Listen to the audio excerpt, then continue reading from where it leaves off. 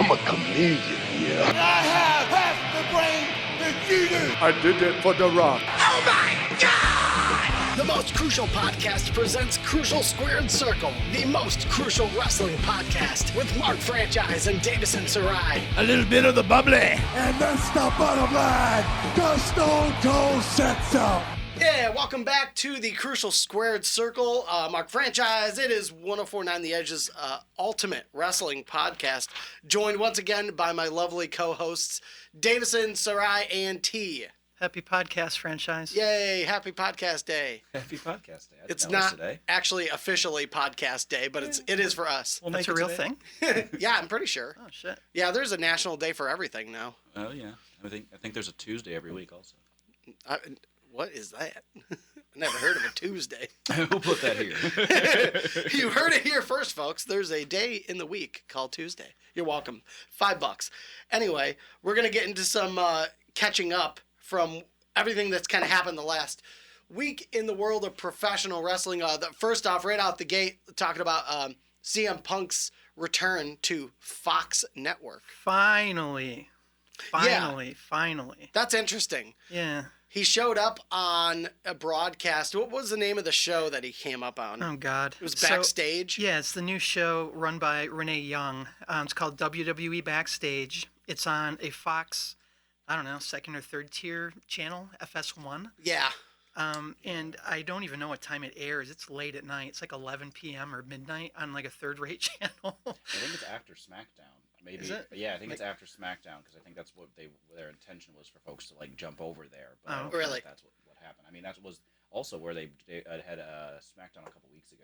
Oh, no right. one watched it. Yeah. That was the one where AEW actually counter-programmed them and Yes. beat them yet again. Yep. But so here's the big news, and I was kind of writing a couple notes down. I knew what I wanted to talk about, but it was funny actually writing it down. So my bullet points were Punk set the world on fire in 2011, and we had talked either last time or the time before about the pipe bomb promo. Yeah. And how he just turned everything upside down. Became the hottest thing in the entire industry. We also talked about how Stone Cold only made it at the top for maybe 3 or 4 years, tops.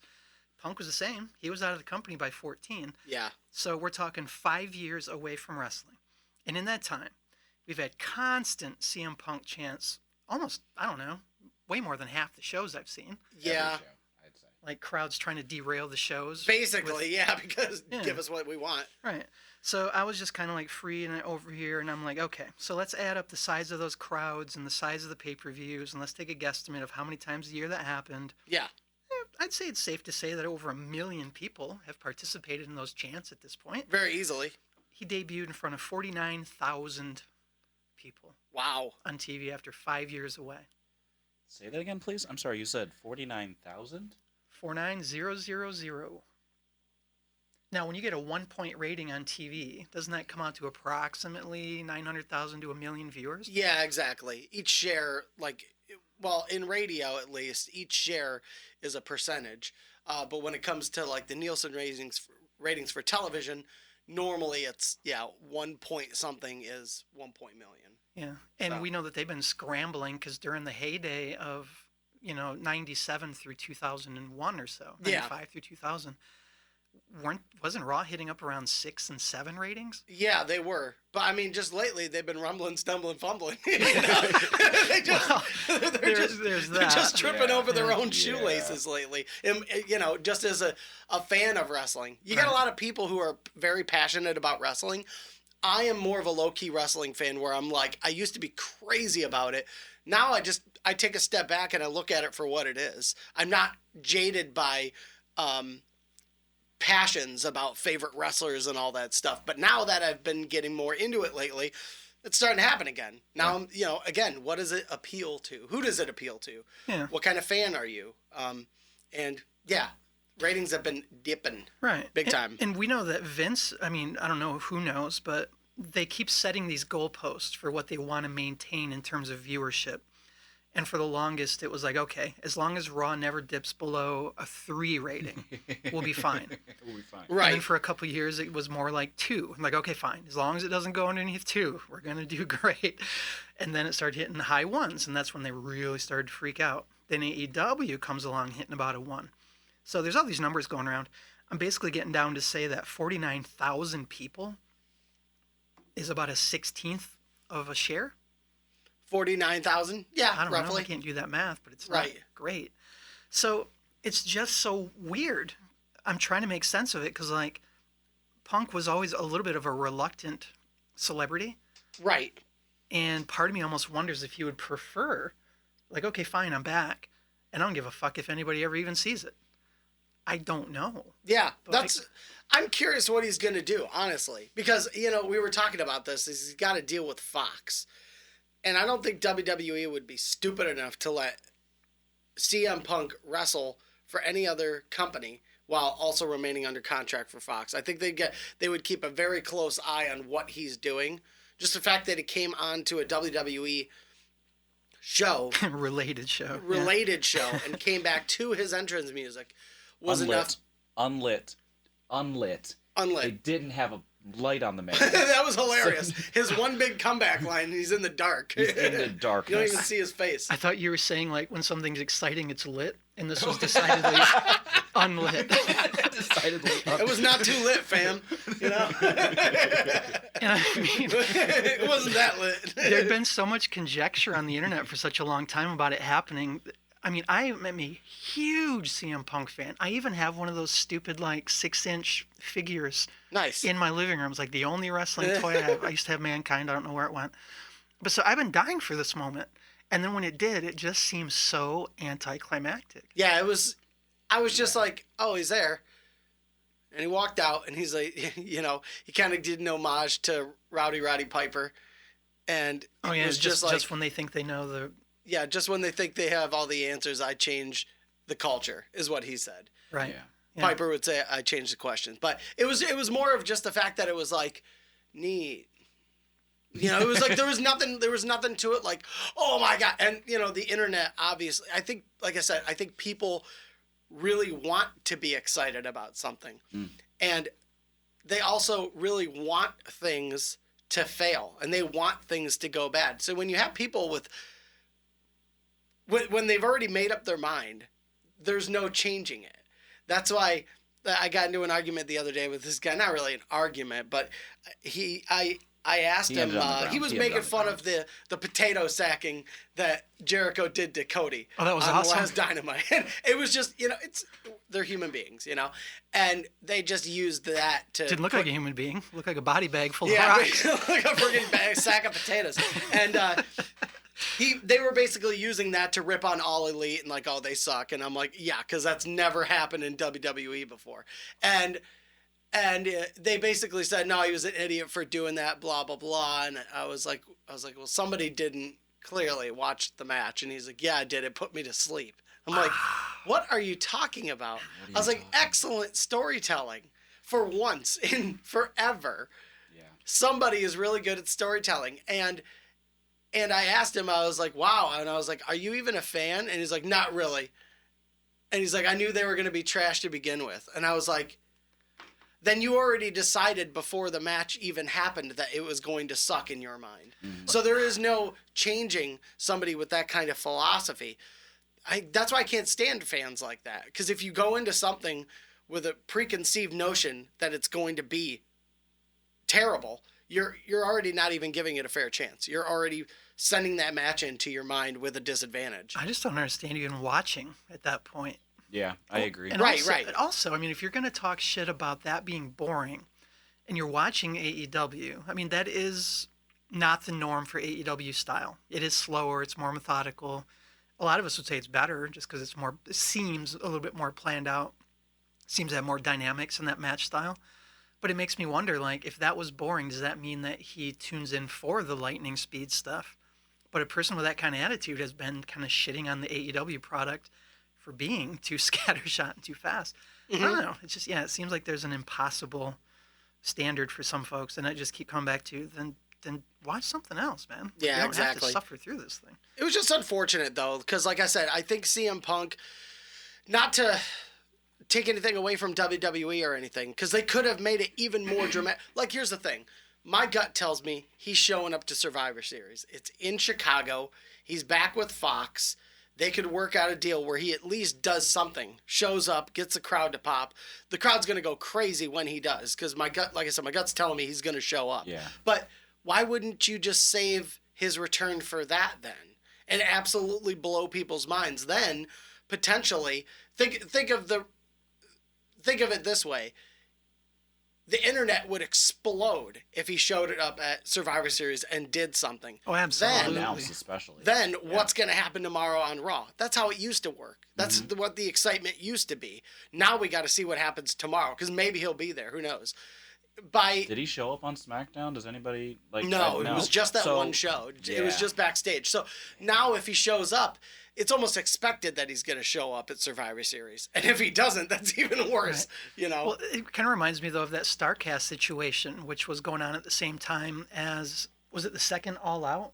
Well, it was a or Double All or In, Nothing. I mean? It was Double or Nothing. There you go. Yeah, it was the last Double or Nothing. Yeah. And everybody was just so convinced, because he wasn't just in the same town. He was basically in the same building. He was in the same building and stayed at the hotel across the street or whatever it was. Right. Yeah. And then he didn't show up. So, I don't know. I mean, I'm over here thinking, like I said a couple minutes ago, would he be the one to come back and just be like, I don't want the attention? Like, that seems weird.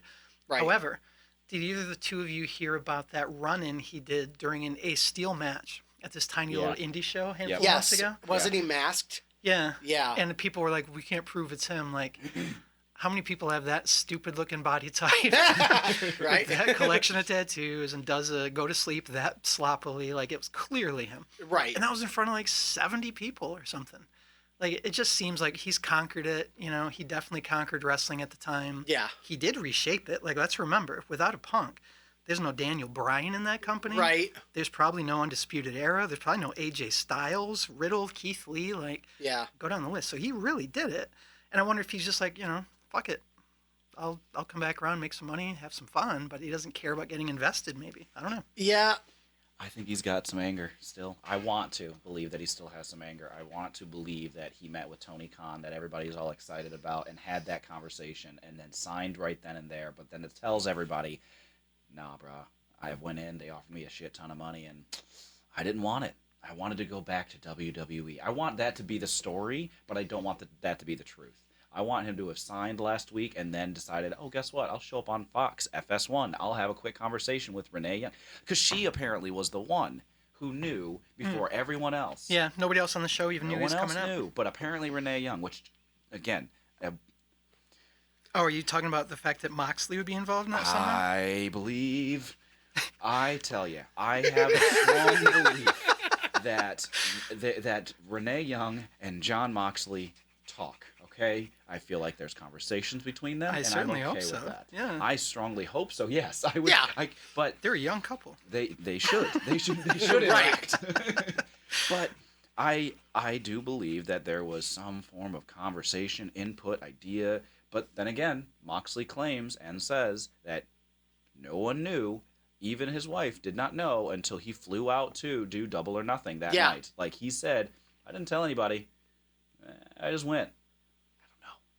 Who knows? But anyway, the idea that I'm thinking is that I'm hoping that he signed with AEW, does the FS1 show. Guess what? I changed the question or changed the culture and unlit, and then finds himself at WWE in Chicago or AEW in Chicago next week, because AEW on Wednesday is in Chicago right before Survivor Series. And they're also doing another show the following weekend in Chicago, or the following Wednesday in Chicago. Right. It's in Joliet. So 2 weekends, 3 weeks, or for 2 weekends straight, there are 3 different shows in Chicago related to wrestling in some fashion. Yeah. And then also with the takeover. So if he shows up on NXT and challenges Balor, cool, great, wonderful, dandy. However, I was not excited when I saw him. I saw it. I looked at it. I was like, hey, great, wonderful, dandy. He's back, but I want him to still get back for his vengeance on the marriage. The day that he was getting married, that whole pink slip. Right. Why go back to that company when they clearly were fucking with them all that time? That was the other part that got me. Yeah, and then the other side of that same coin with me is that, well, the same side, not the other side, but the same side of that coin is, I look at him and I'm thinking, dude, you don't care. like you just said a little bit ago, you don't care. 49,000 people? You got to care a little. You were pissed off for 5 years enough to know to everyone else on the face of the earth about wrestling. You got to be upset in some way. You got to still care a little bit. If he shows up on All Elite, and I'm going to bring this up a little bit later when we get into the topic too of Full Gear, but that would in turn, I think, take what some people are saying on that Wrestling Fans page on Facebook, take AEW to the next level, where they're saying, some people are saying they need another big star. And veteran. I, on one hand, I agree to that to a certain extent. If you can get a big name without it looking like you're stealing talent, like WCW used to do, like a desperation move to sign somebody, I'm all in favor. The idea is it's got to be done the right way. And I think CM Punk coming out on Fox on a WWE show and then showing up on All Elite because he's a contracted wrestler is just about as attitude era move as you can get. It's like that Lex Luger move. Who was a douche, like the Lex by Luger the move. way. Yeah. Absolutely. Yeah, within 24 Rick hours. Rude as well. Yeah. Rick Rude was on a taping of Raw. Yes, he did. It was a taping of Raw, and he came out live on Nitro. And boy, what a difference 24 hours can make. And man, was that a slap in the dick. And so good. That is what and I'll get into it a little bit when we get into Full Gear as well, but I think Punk doing that would bring excitement to his return. I feel like because there's none. It's nothing against CM Punk. It's just creative. WWE has a very lame creative department right now. Well, even if he was to show up on the show, they would script him to hell, so he is trapped in a box. I mean, that's the excitement that I had when what's his name, Eric Bischoff, the cool cat daddy with the 83 weeks. If he was came back to SmackDown, I was like, all right, let's see what's going on here. I'm intrigued. I am interested. Let's see what you got. And you're on a new network? That's something to chew on. Same thing with the idea of Raw being in the hands of the great manager. Heyman. What's his name? Paul Heyman, Yeah. Paul Heyman. So that excitement was there for the moment. But it disappeared very quickly because of the box that they keep putting these people in. What's his name's going to be out of there soon, too, after SmackDown fails consistently as it has been. I'm sure. I'm not trying to be negative or mean. Well, I'm just trying to be truthful. No, but they've made it pretty clear. JR even said it. He was pretty confident. Like, after Bischoff got fired, he said, I'm not remotely surprised. And I always had the impression he was brought in as more of a flak jacket than actual talent. They knew that their shit was sinking before they ever even got onto Fox. And we had talked about that, bringing a broken product over. So it made sense. They can tell their shareholders, well, we had this executive producer and he wasn't manufacturing for us, so we got rid of him. It wasn't even a real fix. It was like they just put in a cog that they were going to remove right away. And I look at what AEW is doing with the Rock and Roll Express, I'm not going to try to sit there and see that flippy do? Oh my God! Yeah. Hashtag hip destroyer. Hip destroyer. But here's the thing: those guys are in their spry age. They're still willing to take big bumps. I mean, you might as well go. If you're going to go out in a mat. Well, dude jumped out of the ring through the ropes. You're like, Is that what he did? What are you doing? That's literally a suicide dive. That is not only the technical term, that is literally what you're attempting right now. I'm just going to push ever so lightly against your choice of words, jumped out of the ring. Leaped. I'm going to say he ran as fast as he could possibly run, and just momentum did the rest for him. Inertia. Fell forward. I still don't want to fight him, though. Regardless, I don't want to you've fight got him. guys in their age still taking bumps and getting the crowd to pop. Yeah. And they're doing it for the younger guys in the federation. Yep. But literally, just look at, I don't know, man. When The Rock comes back and I see what he did. Don't get me wrong, I love The Rock. He's one of my all-time favorite wrestlers. And I see what he was doing for the man.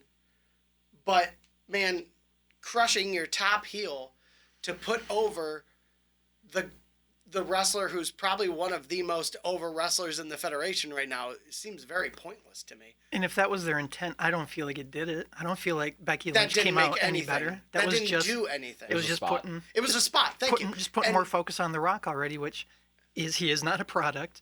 He's already done it. Yeah. Like The all most all it successful man does in the is universe. people Okay? wanted to see him. Like, People wanted to see him for a week, and they did, and then they lost 1 million viewers when he wasn't there the next week. Like that's what it is, and it's there's so much focus on winning the weekly battle, and it's like, nah, man.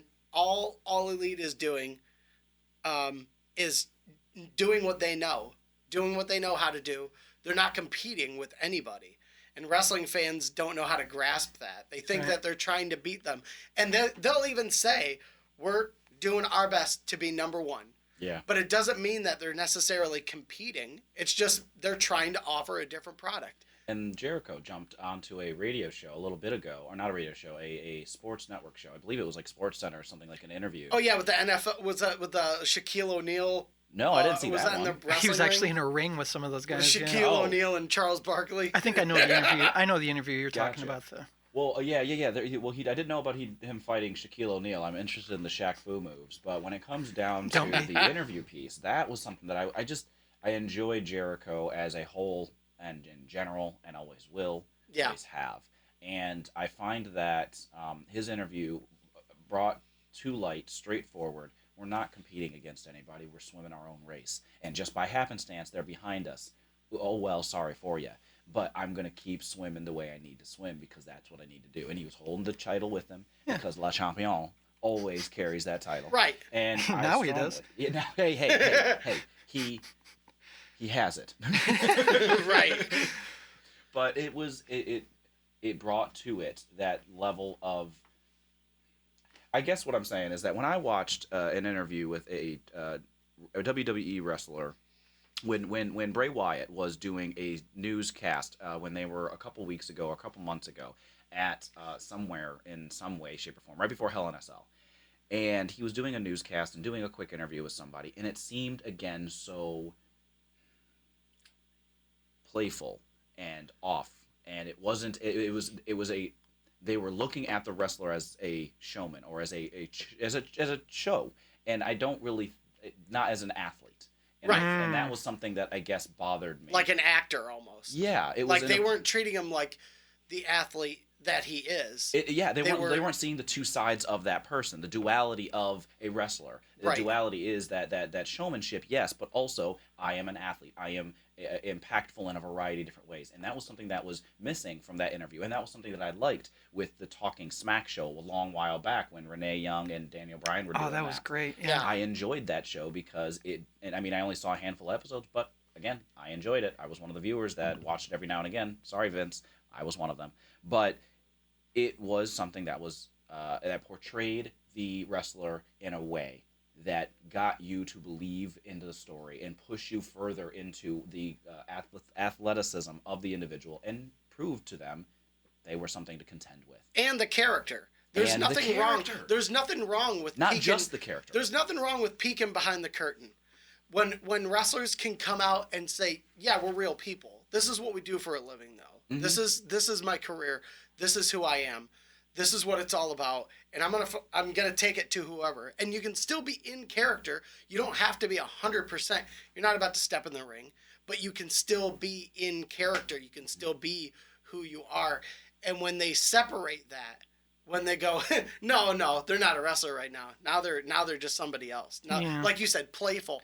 It kind of makes the whole thing seem disingenuous. Like makes it silly. Like, how am I supposed to have theater of the mind now? You know who I never saw do that, and I think for really good reason.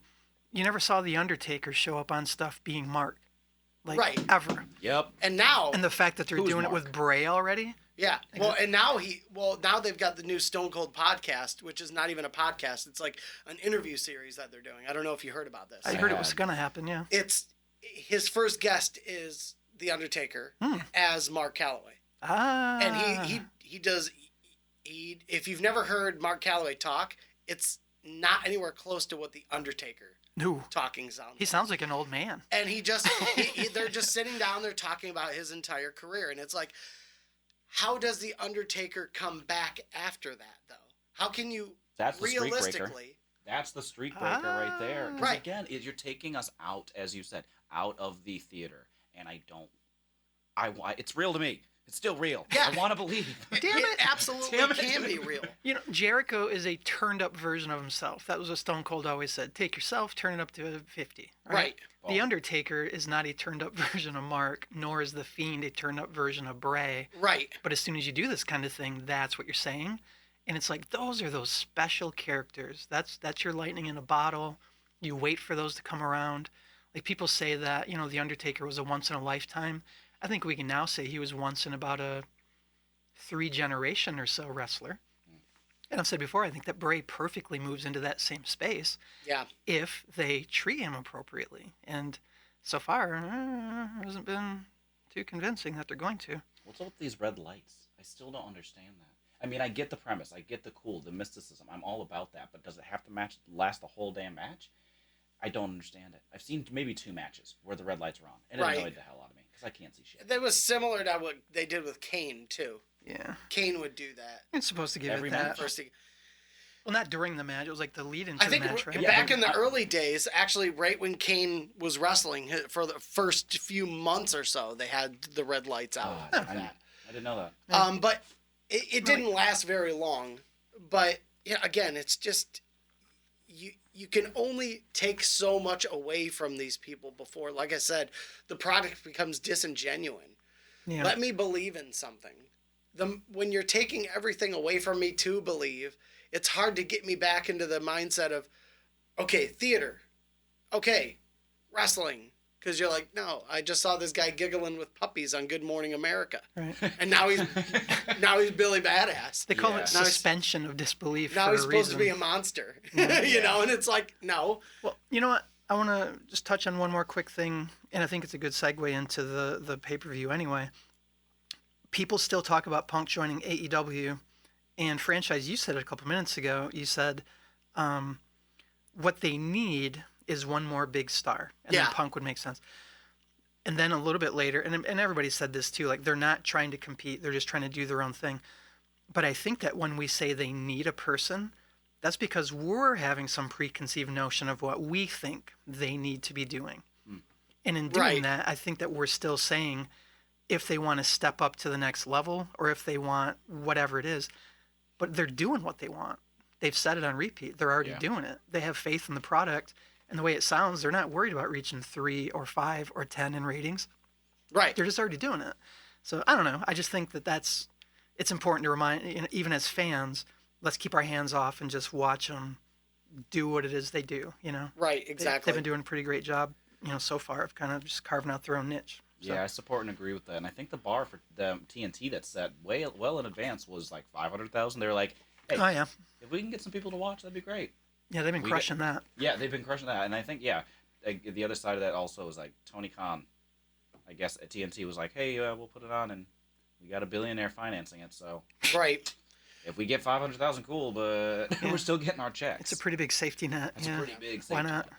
Well, I still have yet to see Double or Nothing because I hadn't yet had the opportunity to see the pay-per-view. And at the time as well, this was before Dynamite aired on television. As soon as Dynamite became a product on TV, that's when I was like, okay, this is something new. I want to see what it has to offer me. So far, I would give Dynamite a good 7.5 out of 10.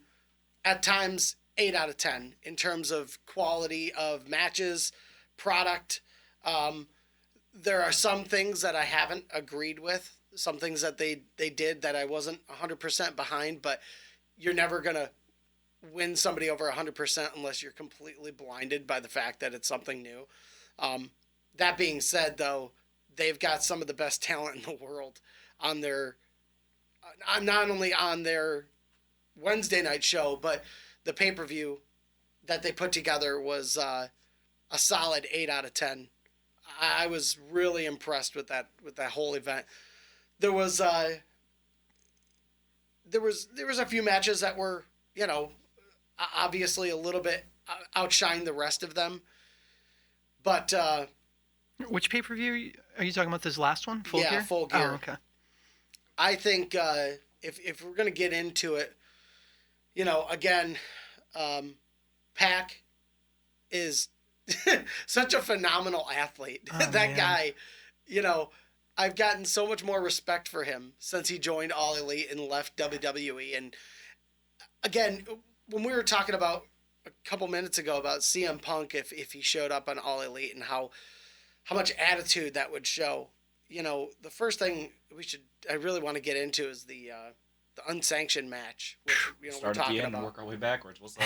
Yeah, because That's how let's I eat just my pizza. let's just call it out for what it is. I mean, there's a reason that match was unsanctioned, and a lot of people were saying, "Oh, okay, well now that they had this match, people are gonna criticize Moxley if he doesn't stay hardcore and all this other stuff." And I'm like, no, that is why it was an unsanctioned match, because it technically does not count. Therefore, there is a reason that they're going into this match. There's a reason he's doing this against the opponent he's doing it against. And again, I don't think there's any better person to work with right now than Kenny Omega. Oh God. Well, it's just another example of the old guard looking at the new stuff and pretending it's all shit. Think about the early '80s. You almost never saw it, but sometimes people in a blood feud would have a dog collar match, Right. where they're attached by a chain. Yep. If that happened once every 2 years, you were lucky. It was very rare. Right. They used to have cage matches to end long-term, bloody, violent feuds. Didn't happen very often. It was a special event. Hell in a Cell came along. That was supposed to be a special event, and then it got all Right. watered down.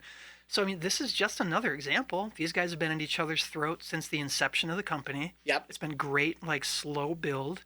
And you just gave them the 2019 blow-off that's kind of the equivalent of the stuff I just mentioned. And all of a sudden, everybody's freaking out. And you can tell who is and isn't watching, because I've seen arguments on that page too where people are like, I just don't understand why they're wrestling each other. There's no backstory or anything. I'm like, they've been building this for the last few months. Yeah, I've been seeing a tear between folks who've only been watching the TV show and not the pay-per-views, Right. And the people who've seen everything. Mm. And the people who aren't watching the pay-per-views are missing out on that build, or are missing out on that component. They don't understand their relationship or why they're angry at each other, Right. because they've only seen them interact with each other at those pay-per-views. But if you've seen everything, then it makes a little bit more sense. Yeah. That's one of the few critiques of the company that I will wholeheartedly agree with, unfortunately. Yeah. And I'm glad you put it the way you did. I mean, it was this note, I'm a big fan of the company. So since the first pay-per-view, I've seen everything they've done. I've seen every Dark, I've seen every TV show, seen Yeah. every pay-per-view. I watch a lot of the Being the Elite stuff that also fills in some gaps. Right. But when they started Dynamite, they did start it either assuming that everybody had been doing the same as me, Yeah. or it's just thinking that people would get up to speed. And then the two examples I can think of where that may cost them is the way people are responding to this match. Yeah. And, I mean, we'll get to it, but holy shit, the turn, MJF turning finally on Yeah. Cody, and how hot that was. Oh, Yeah. the heat! We knew that, but a lot of people, if they were just tuning in for the last 5 weeks, Right. they don't understand the significance of that being as big a deal as it truly is. So Right, they could do exactly. a little bit better job with that. But now that we're rolling into it, if you're watching the show now, the details are getting wrapped in. So, but it was just that first maybe couple months of the company that people were missing out on. Yeah, I'm excited to talk about the Sizzler. That was some heat. No.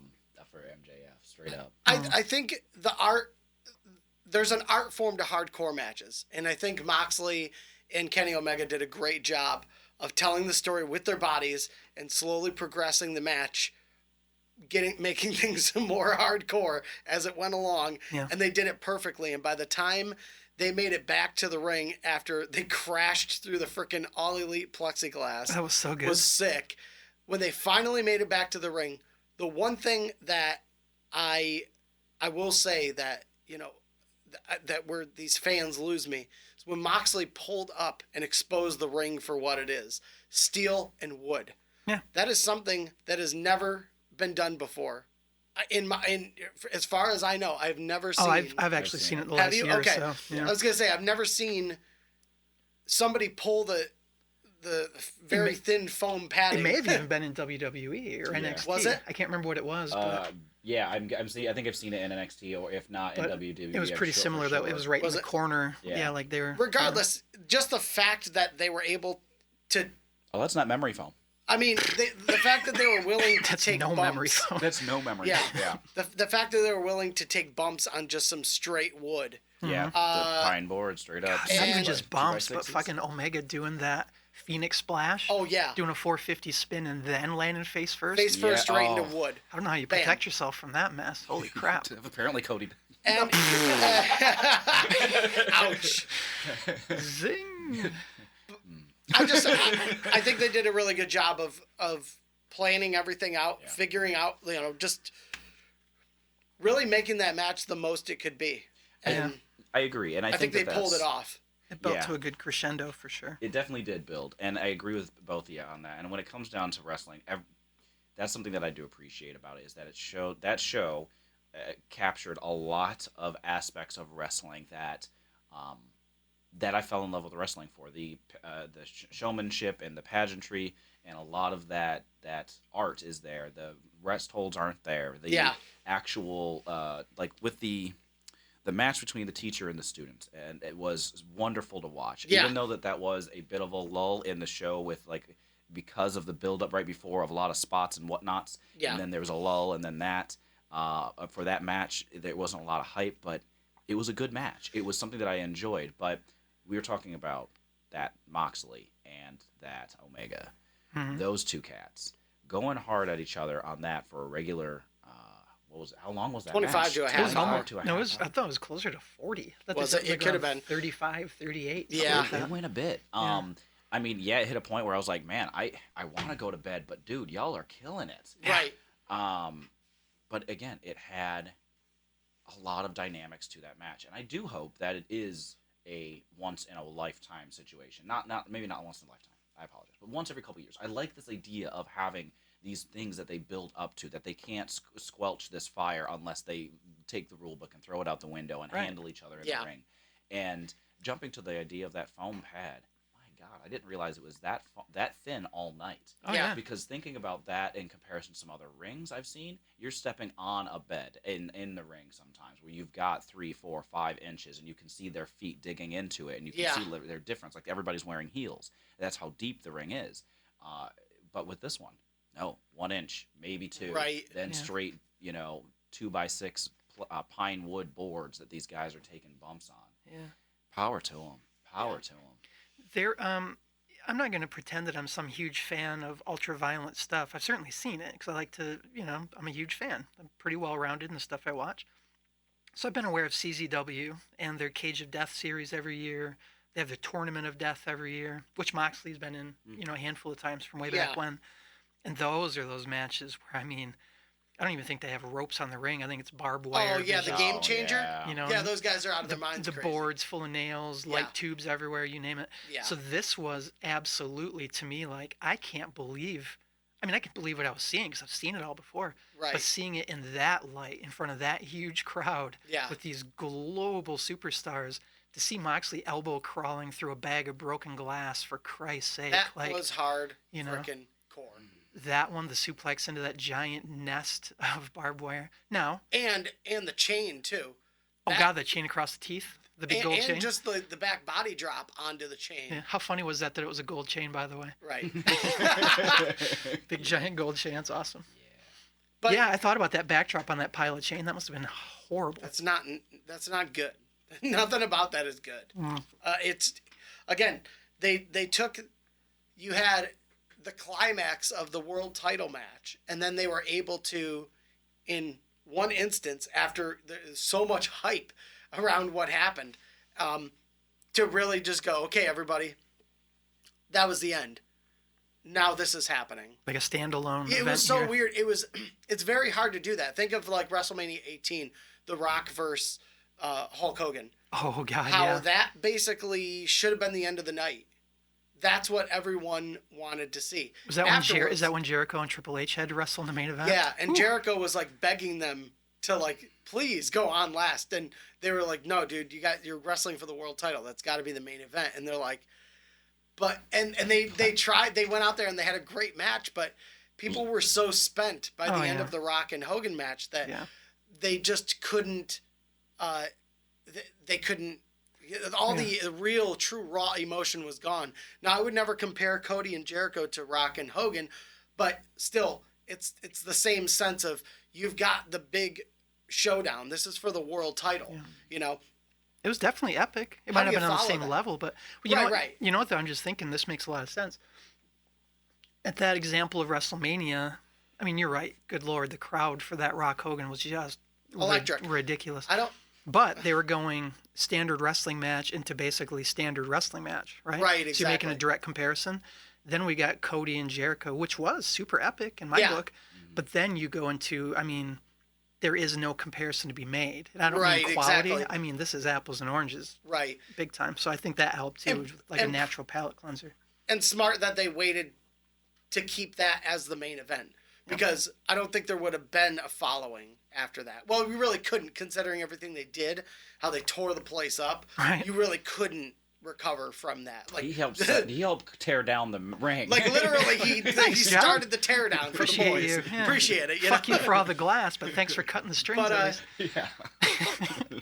but yeah, even like I said, I think overall the pay-per-view was a lot of fun. I love the tag team. I love the tag action. In All Elite, they had some really good tag teams. God, that opening match between Proud and Powerful and I know. Yeah, let's just raise our hand. Does anybody in this room like that name for a tag team?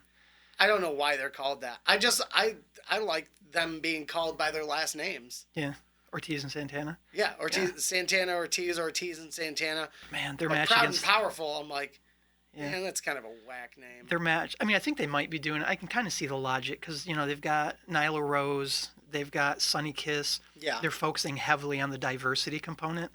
And when you look at those two being LGBTQ characters, the idea of pride and power makes a whole hell of a lot of sense. Yeah. So I could see kind of applying that to like a minority tag team or something. Right, exactly.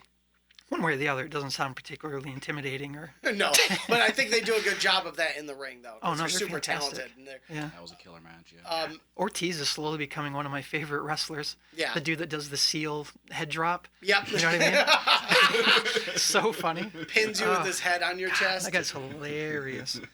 Oh man. I see Santana as a potential breakout at some point too. The bigger guys. No doubt. Great intensity. They both are great, movesets. And I brought this up. This is probably the 5th time I've brought this up. But naturally, when it comes to just watching wrestling, and really, really having a guttural laugh about something, I think the Orange Cassidy spot on Dynamite this week. Hold on. The bathroom cameo? Yes. That was so awesome. I don't think I've. Yeah. Just watching a product and being immersed in it, and I'm watching the, Proud and Powerful going up against the Young Bucks, and they're just battling on the back end. They're carrying on. Tony Schiavone's carrying on conversation. He's like, well, folks, when we get back, and you're just thinking you're just watching this, and then all of a sudden he throws one of the Bucks through the door, and there's Orange Cassidy leaning up again, and like everybody just stops and starts laughing their ass off. He's just doing the usual thing, standing there. That is why I love All Elite, because they do so much off-the-wall, unexpected things during their show, during their pay-per-views. It's just stuff like that keeps it fun and exciting. And like nobody was expecting that. No. Nobody thought to the TV up until that commercial break, because they went to a commercial break right after. Exactly. You know what was cool about that spot? I mean, obviously it was hilarious to see him standing there just alone in a small bathroom, right, staring just at the waiting. wall, just staring. But then for Santana, who's in the middle of a Pier 6 brawl, to take 4 seconds out of his day and be like, what the hell? That's super weird. He tiptoes to the door and like quietly closes it so as not to bother the pervert or whatever the hell he was implying. He sold it perfectly. And then went right back to fist fighting. Right. He literally like stops, peers, and looks over his shoulder like, Ugh. what the hell is going on? Anyway, it's just we're gonna just forget this ever happened, and then just proceeds to get his ass whooped. That was inspired. I love that. Again, I haven't seen WWE do anything like that. That's literally just made me laugh my ass off in years. Not literally on purpose. years.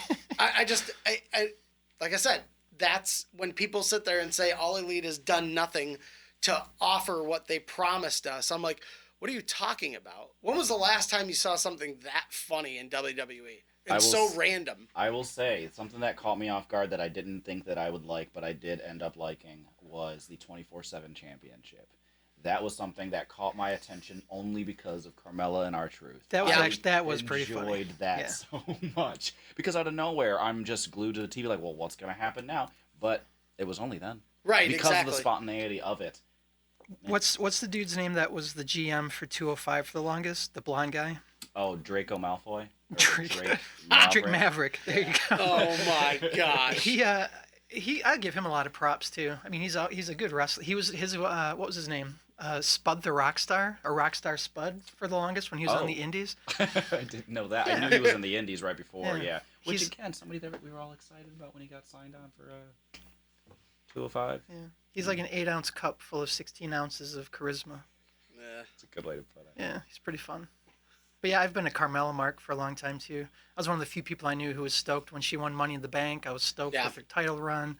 I didn't see it as a career highlight to get paired up with career C-lister in WWE, R-Truth. But man. Oh, I thought you were going to say James Ellsworth. Well, that's a whole different situation. Yeah. No, but hey, music. props to him, K-Quick. Who has music? lasted. Yeah, true story. Oh, so anyway, we're getting way.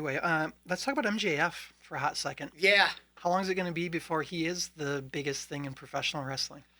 You know, that's what I'm trying to figure out where they're going to go with this. Because for all intents and purposes, he's a part of the inner circle now. Like, is he?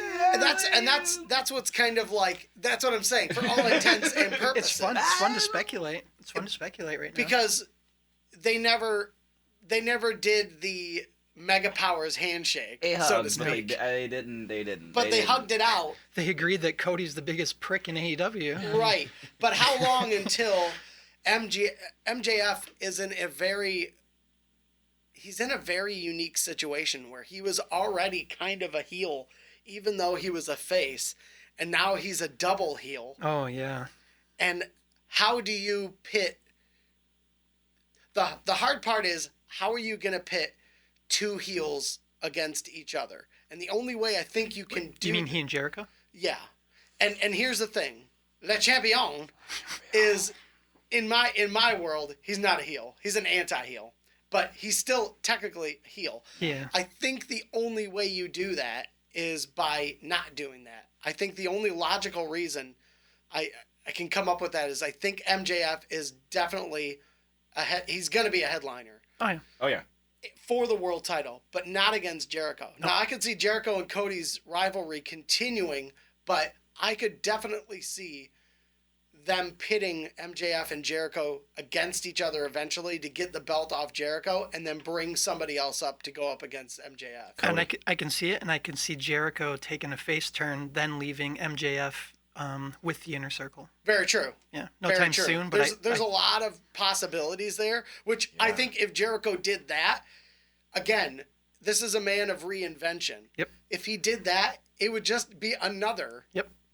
It would be another reinvention that would be even greater than where he's already at now. And it doesn't take him 6 months to get a new version over like WWE. It takes him about 2 shows. I think when it comes to reinvention of you, and I think it came naturally for The Rock, but Jericho and The Rock are probably two of the best heel turns of all time. They were able to adapt. With The Rock, it came naturally because he was starting to get more and more famous that eventually he was no longer The Rock of old where he was standing there all misty and everybody was hanging on to every single word and every movement he made, and he was always in slow motion and everything was calculated. Well, eventually he was just such hot shit that he was just way over the top because he could be, because he was The Rock and he was a millionaire and he was a superstar and a movie star. And he just totally played it off like that. But he's always been super genuine. That's the great thing about The Rock. But when he was like Hollywood Rock, it was even better because he just thought he was the greatest thing living. I think you just said the word of why maybe MJF is such a huge deal. Yeah, he's a tremendous heel. And he's genuine. He's Right. genuine. That Yes. is not an act. That is him. I don't even know how much he's turned up. I love what the hell's a hoovie? Google it, baby. And then he just kind of lifts his eyebrows like, okay. Like, whatever. Man. How about Jericho saying, I have a feeling your parents were horny 25 years ago watching Nitro, and that's how, yeah. Dude. Just setting him up. And like I said, I'm excited to see what happens there. I'm excited to see, you got to give these guys a chance. Like I said, you got to give this company time to bloom and to give these guys opportunities and not just take it away from them. When you think something isn't working, you got to let them do their own thing. And Give them some room to breathe. Yeah. exactly. Just let the company unfold a little bit before you sit there and judge everything. Like, just watch, enjoy it. Yeah. We're Don't- 6 weeks in. Yeah, about Yeah, 6 weeks 6 in, and I've weeks, watched come on. every week, and I'm enjoying the hell out of it each and every time. Yeah. MLW. Jumping for a moment. MLW is good. Yeah, MJF was on MLW, and I believe that he was one of their tag team champions for a minute or something along those lines recently. Yeah.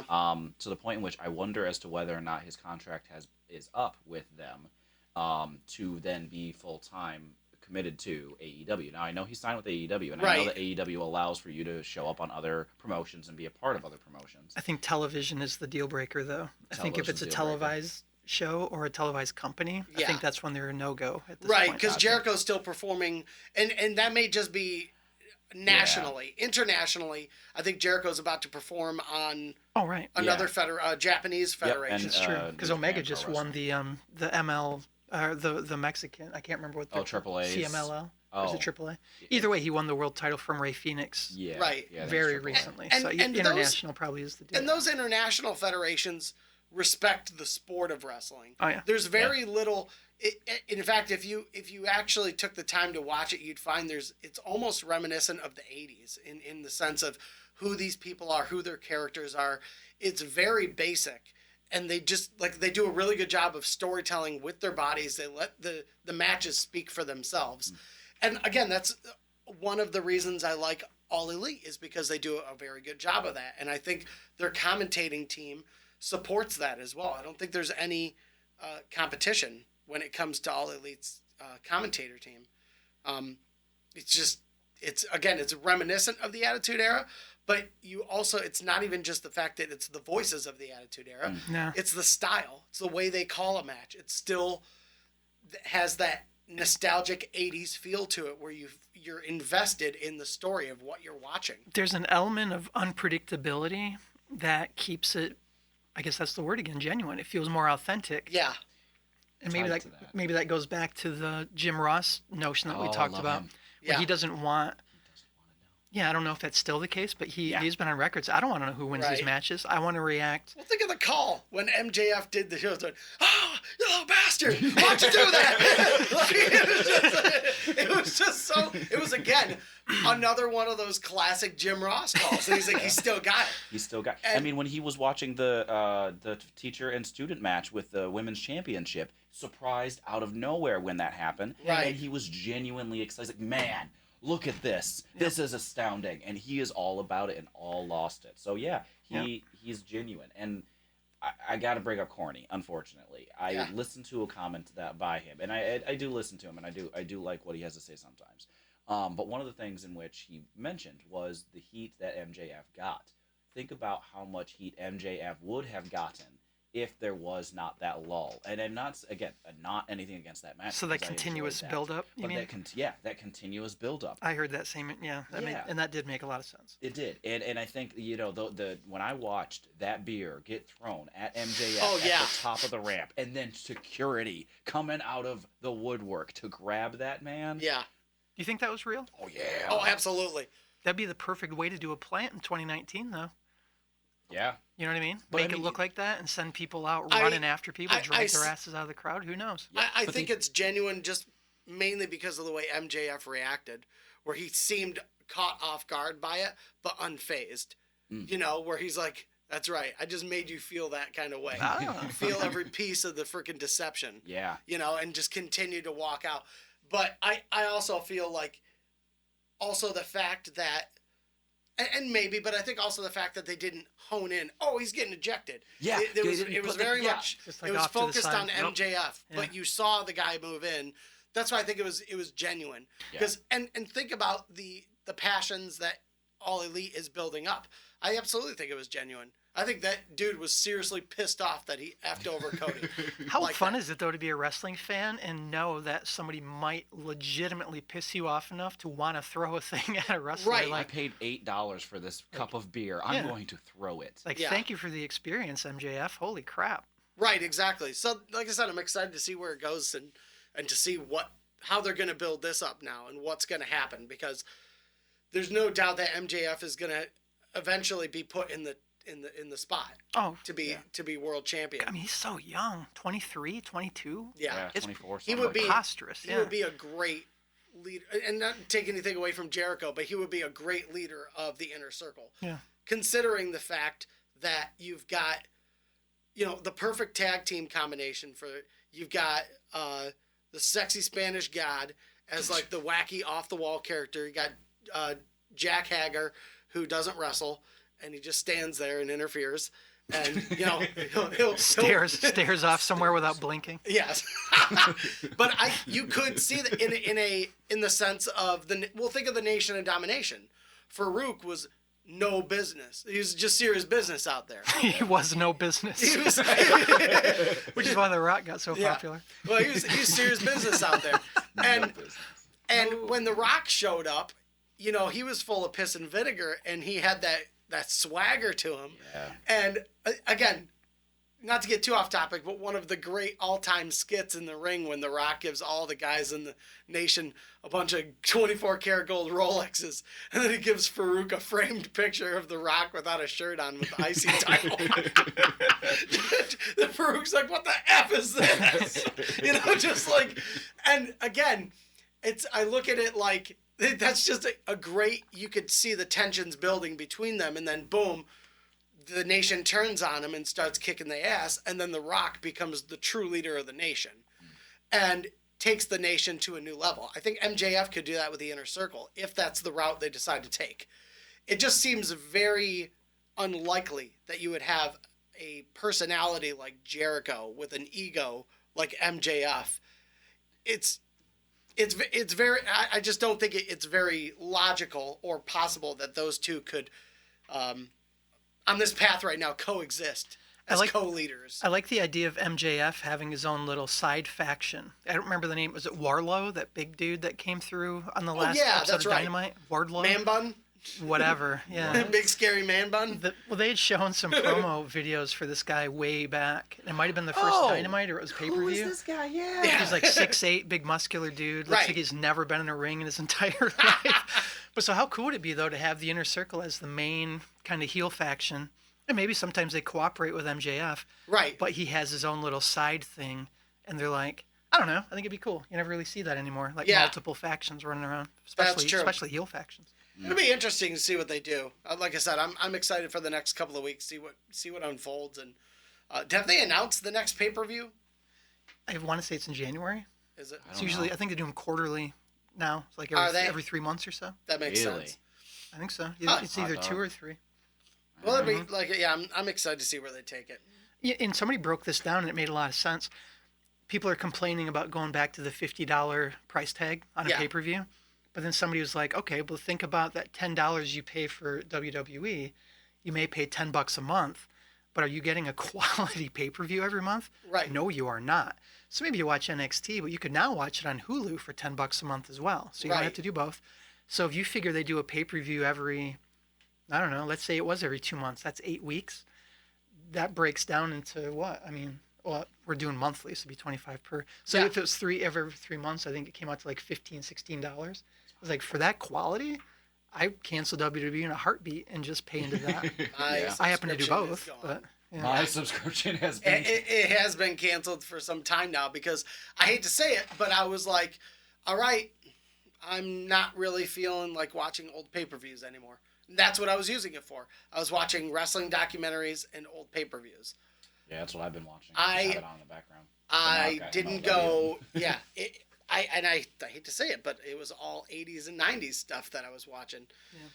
Because again, the quality of the product changed drastically, and I figured at the time I was just like, okay, why do I have this? Like I've seen all this stuff before. You know what super bums me out? And I'm hearing myself. I feel like I'm being a negative wrestling fan today, but I've been waiting and waiting and waiting for NXT to start utilizing all of their talent in the best possible way. And I feel like they're finally doing it. Like Riddle is one of my favorite people. Keith Lee is one of my favorite people. Yeah. Undisputed Era, they've got them running rampant over Raw and SmackDown. NXT's, I mean, they've had their ups and downs, mostly ups. I just feel like they're at a high. And I've been so jaded now by not just the product, but I feel like personally, I just want to spit in Vince's face most of the time for like, jerking me around for 40 fucking years and wasting my time. So I'm like, you know what? It sucks because I see the highlights. You know, we were watching the other night NXT like simultaneous with AEW, and I'm seeing the stuff happen that I've been dreaming of, and I kind of almost didn't care because it's attached to Vince. Like he's chased me off as a fan. And it's hard too when you're really into another product. Yeah. Riddle needs to get some shoes. Just throwing that out there. He's got shoes. He kicks them off. Yeah. They're flip-flops. He is going through a stock of shoes on a regular basis. But when he gets boots, will it even feel right anymore? He came from the UFC where they fight barefoot. That's right. That's the deal. That's unsafe. You're going to get a stub toe. Maybe. Yeah. I don't know why people don't worked for just stop Snuka. on his foot. Yeah, seriously. He's got those Samoan feet. Even though he's not Samoan, WWE ruling, like anybody who's from an island, like, you're part of the Samoan family. Yeah. Tough feet, hard heads. Yokozuna, where Wrestling you from? science. Hawaii? Okay, Japan, got it. Okay. Sure. Hawaii, Japan, same thing. They should totally make a line of T-shirts and products for like the Samoan / Islander faction of wrestling, and just have all of the stuff say strong feet, hard heads. Oh my gosh. I'd buy it. I'd buy that for $1. Well, we wanted to talk about a little bit as well. It's one of the things that I just kind of thought of over the years, and don't really put together a list, but talk about a couple of people in general in wrestling history would be champions. And now this could be people who were never champion, who at least deserve to either have an intercontinental. It could be intercontinental champions who were never achieved the world heavyweight championship, even U.S. title in WCW that never gained the heavyweight championship. They're like never nudes, but they're never champs. Right, exactly. And I feel like there's a lot of wrestlers who were out there who you could see at one time maybe how they could become the top guy, but because of certain reasons, it was never in the cards. And there's a lot of people who are actually out there who were like that. You know, and it was funny when you mentioned this as a topic. I thought, oh, this is really cool. Like, let me go back through my mental Rolodex, and then I actually had a pretty hard time. Especially, I mean, you know, way back in the day in the '80s, there were a lot of people who just flat out got screwed because of the generations they were wrestling in. You know, Right. like in the Hogan era, he was going to be the champ. Period. Always. And you had so many amazing people going through at the time who were just screwed because of the Hogan thing. Yeah. And then I feel like after that, they almost oversaturated the roster with title wins to the point where being the champ almost wasn't as big a deal anymore. I Yeah. still feel that way. They never had a guy, and I think maybe it was just because of the way the product changed, but they wanted to have the next Hogan, but they were never going to have the next Hogan because the industry was changing. Sure. And the workload was changing, and it was becoming harder, and especially after that court case in the 90s, Vince was in bad ways. Yeah. Vince was in real bad ways. Oh, you know, I never even thought about that, but how much of that had to do with Bret Hart becoming the big focal point? Like, here, Right. there's a dude that clearly isn't doing steroids. Right, exactly. But Bret Let's make Hart, him the champ for a while. but Yeah. Bret Hart is one of the best in-ring technicians of all God, time. without yeah. a doubt, without Like, a doubt. if you could take a guy, no offense to Sean Waltman, but as the 1-2-3 kid and convince me that he is about to win the world title, that's impressive. And that's not just, and not to say that's all on Bret, but a lot of that is just on Bret. And the fact that Sean Waltman was up to the challenge and was physically able to put on the show that was needed to convince. You know, it's another great kind of version of that same feel. Do you remember the Elimination Chamber match. Daniel Bryan was a heel champion. Yeah. Do you remember the one where Santino Marella was the last opponent of his? Oh, yeah. I legit thought they were like going to cash in quick because he was pretty popular on the level of like Rusev Day. Yeah. I think Rusev could have very easily been a 2 or 3 month champ, just riding the wave of that popularity, No doubt. and then dropping it when it wore out. Right. It looked like Daniel Bryan was going to lose that night, and that's because he's kind of a modern version of, I mean, I would say better in most ways, personally, than the Hitman. And that might be a makes a very lot of unpopular opinion, but exact same skill set, makes everybody look like $1 million. Yeah. You know, easily one of the most talented technicians, like just well-rounded. It was tough. Like I said, the everything kind of changed, and you know, they danced with Bret Hart being the champion for a little bit, and then it flip-flopped when he was out, and you know, between Diesel being the champion, Diesel a great part-time champion, he looks great with the world. He looked great with the world title. What? Just Diesel. I just.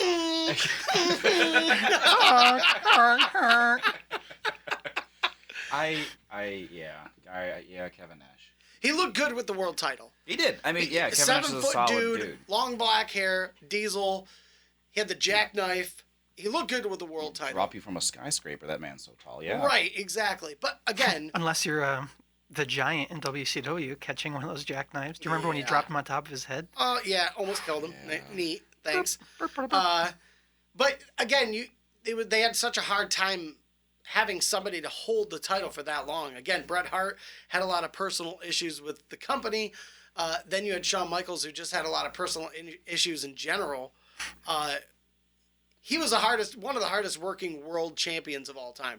Literally, You talking? Shawn Michaels. Okay. Shawn Michaels, once he got that belt, basically, because of the contract he was under, he was doing so many house shows as world champion. It was ridiculous. They were on tour for a year and a half. He was doing hundreds and hundreds and hundreds of shows. Damn. And I think it just wore him right into the ground because of the workload. Had they not had that kind of workload, Shawn Michaels is probably the guy you want to keep the belt on for a good 4 years. Just a sexy boy. He's just he's not your boy toy. No, he's not.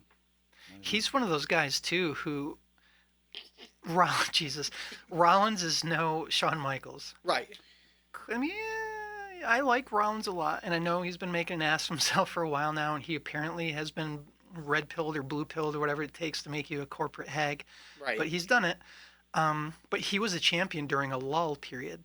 And those ratings and like falling returns on ticket sales, Yeah. I don't think that should be seen as a reflection of just the champ. There's a whole product at Yeah, play. yeah. There's a exactly. whole product. That's what they keep putting Yeah. around the horse around his neck there. Yeah. But and Shawn Michaels was kind of the same when he was champ. We can all agree that he's, I mean, absolutely a top 3, top 5 guy in the history of wrestling. Yeah, period. in terms of performance. But Yeah. during his world title run, the product itself. It not, really not, well. It was not the tough. best. NWO showed up. Oh, So that how was do the you- same time period, wasn't it? Yeah. How Right. do you battle yeah. NWO when you've got a clown and a garbage man and a hockey player wrestling each other? It's just two different products. Again, NWO and WCW appealed to the fan who's kind of like us now. We're sick of the clowniness of it all, sick of the disingenuine product, and they wanted something real. And now, here comes NWO with it's just about the realest thing you can get with the biggest heel turn in the history of wrestling.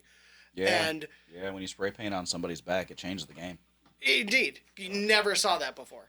And again, I think it was a different product, and it was very hard to keep a steady championship on somebody because the workload, the way that the product was going, and I think there's, like you mentioned before, an oversaturation of championship type talent. How do you manage that? I mean, Right. think of all the top champions within 5 years, and it's easy it's easier to think of on a larger time scale because of how much good wrestling there was. But in 4 years, you had Bret the Hitman Hart, Shawn Michaels, Stone Cold Steve Austin, The Rock, and Triple H. Good Lord. Wow. All top championship material champions. That was in a 4-year Who they had. window? What's that? That was about a 4-year window? Yeah, It was that's a true. 4 or 5 year window. Good Wow. Lord, yeah. From 1996, which was WrestleMania 12, you had Bret Hart dropping it to Shawn Michaels. Then WrestleMania 14, Shawn Michaels dropping it to Stone Cold. WrestleMania 15, Stone Cold over The Rock. But they had that time period where Stone Cold left. The Rock kind of took over the reins. Then he feuded up against Triple H. Then you also had Mankind in the mix. I was just going to say, yeah, So- keep adding to that list. Holy crap. But then again, but even so, they managed to pull it off because they had the talent. They had everybody loved their product. But you got to go back to how do you keep the belt on just one guy? You got to keep it interesting. And at the time, it fit the time period where you could have title changes quickly like that because you captivated an entire audience. So it worked for the time, but you're never going to be able to keep at that time a title on somebody for. Well, actually in America, but one of the big draws for a lot of people to watch New Japan Pro Wrestling, they still do some long-term championships. Okada has quietly in the last, it's not that quiet for super fans, but for American fans who don't follow Japanese stuff, he's like a 5 or 6 time NJPW or IWGP world champion at this point. Mm-hmm. He had that amazing go around with Omega for 3 or 4 matches. Yeah. He's been up there with Tanahashi. He's been up there with, run down the list right now. There's Atami. There's Ibushi. Omega. There's a whole laundry list. And for Japanese fans, that group of people would absolutely compare in terms of skill and popularity in that region to the group of people you're talking about from the late 90s in American wrestling. Right. Yeah, I dig this long reign, and I also would like to kind of throw on the idea. I don't need the champ there every week. I think that's tied to that oversaturation. It's that they become a workhorse, and that's fine to slap the belt on them, but I don't think I need to see him every night. I'd like to see him every couple weeks. I'd like to see him at the pay-per-views because I'm like, oh, it's defense for a reason. I'm all about it. And with the New Japan Pro Wrestling, the championship means something over there. The IWGP Heavyweight, the IWGP Intercontinental, the IWGP Junior, the IWGP American. Each of those holders of that title, they are champions of athleticism and of their sport. And that is something that is missing with the WWE, and I feel like that's something that has been missing for years, because you can slap the belt on anybody, but that does not make the star. Right. With these people who are tried and true and push their asses to the limit with the IWGP, that is a title that I want to buy. Like, straight up truth, no lie, I've been looking at replicas. Why? Because I'm interested in that belt, because it holds significance, it holds meaning, it holds esteem. And even aside with that, they don't just replace it with a new color or a new design every person who holds it. That IWGP Heavyweight Championship has been passed down from person to person, has blemishes, has marks, has stains, has blood, sweat, tears, energy. It's like the 10 pounds of gold that NWA still has in rotation. That's the one Harley Race used to hold. That's the one from way back. Oh, yeah. It looks almost silly in 2019, but if you're a long-term fan, you know that belt. That thing's been around for 50, 60 years. Right. Easy.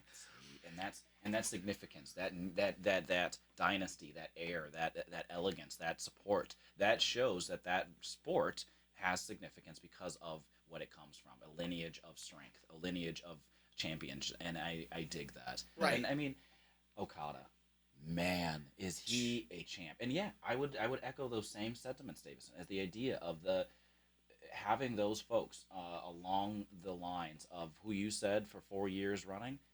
We go through the list in the last 10 years of WWE. Right. And those folks are not Hall of Fame material. All of them. Not all of them.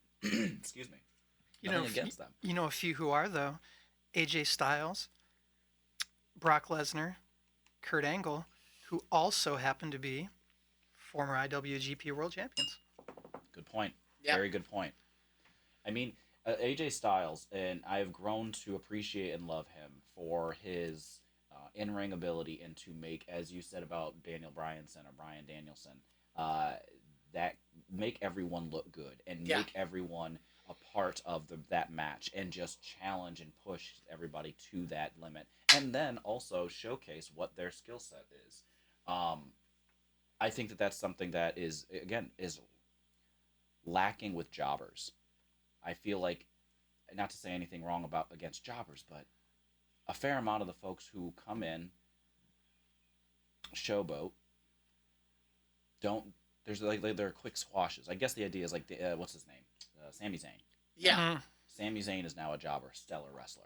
God, that makes me so mad. He was so hot when he was in NXT. Do you remember his match? It was his very first match in America when he joined NXT. Why am I not remembering his name? The Japanese rock star that's on SmackDown. He's the Intercontinental Champion. Oh, you're talking Nakamura, about Shinsuke Nakamura. Yeah. His match when he debuted on NXT against Sami Zayn was easily one of my favorite matches from the last Broke 5 or 6 Samoa years. Joe's jaw. God. And with one of those running knees, Yeah. smacked him in the jaw. Yeah. No, Sami Zayn is next world for me, but that's how WWE treats talent, I guess. T, you said a thing a couple minutes ago about it being special when champions aren't on every single week. I 100% agree. I think the psychology of that is interesting too. Think about any workplace where people are pissed that they're in the trenches grinding it out for 40 hours, 50, 60 hours a week. And when the boss shows up every couple days or so and says, hey, what's up? How much do you hate that guy? How much do you want that guy's job? You know? So it makes me think of Magnus, and I still can't remember his name that he uses now. I'm just going to keep calling him Magnus forever. He's the NWA champion. He's kind of pulling the old school thing where he comes out, he's still in the suit. He's still cutting promos like Flair used to way back in the day. And that's what makes me think of, making a smooth segue here, there's an old man named Nick Bockwinkel that used to wrestle in AWA way back in the day. Yeah. I believe he was an NWA champion as well. He was the smooth talking, suit wearing, intellectual guy who would just kind of show up once in a while. And it made him seem incredibly special. It was almost like they're bigger than the show. Yeah, exactly. Because they don't need the show to get over. They just show up and they're over. Right, exactly. Yeah. Go ahead. Like there's prestige to them. Like, holy crap, this is somebody special. Mm-hmm. They've proven themselves already. Right, exactly. Yeah. And so when I think of Bockwinkel, I immediately think of, again, I've been watching wrestling since 82 or something. Yeah. And there was a boom going on back then. You could watch Texas Wrestling, WCCW, on ESPN 5 days a week. Wow. You could watch AWA with the Ganyas out of Minnesota 5 days a week, ESPN. There was NWA over on Turner Broadcasting. There was WWF. It was all over the place. Bockwinkel stood out to me because he was kind of like an older Flair. It seemed like Flair was kind of almost cribbing on his style in a sort of a way. And somebody who caught my attention at that young age, I think at the time was one of the youngest world champions in any of the different organizations. It actually wound up being Kurt Hennig, who's Mr. Perfect. Oh, wow, yeah. He took the title off of Bockwinkel when he was maybe 21 or 22. Wow. Super young. And of course, his dad, Larry the Axe, was, neck deep in AWA history. He's another one of those old guys who's been around forever, has a ton of clout. But seeing Kurt Hennig swoop through and take that title, it really seemed like a passing of the torch, ring of the new guard. Yeah. Because then things started kind of moving towards the youth movement. I don't think they're the ones who launched that. They may have just been a byproduct of the motion towards a younger product anyway. And we're about to talk about people who were never big world champions.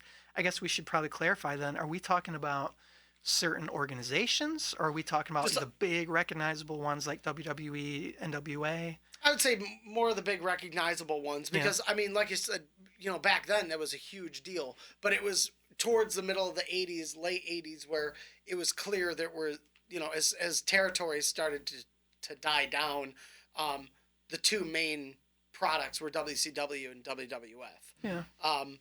And I'm sure a case could be made for a lot of those territories when it comes to people who were never the top guys in their, there could be a case made for all of them, but I'm not sure how many of the people who listen to this podcast are that knowledgeable of just how We deep can wrestling inspire is. someone. How dare you I would hope. insult our audience of 4?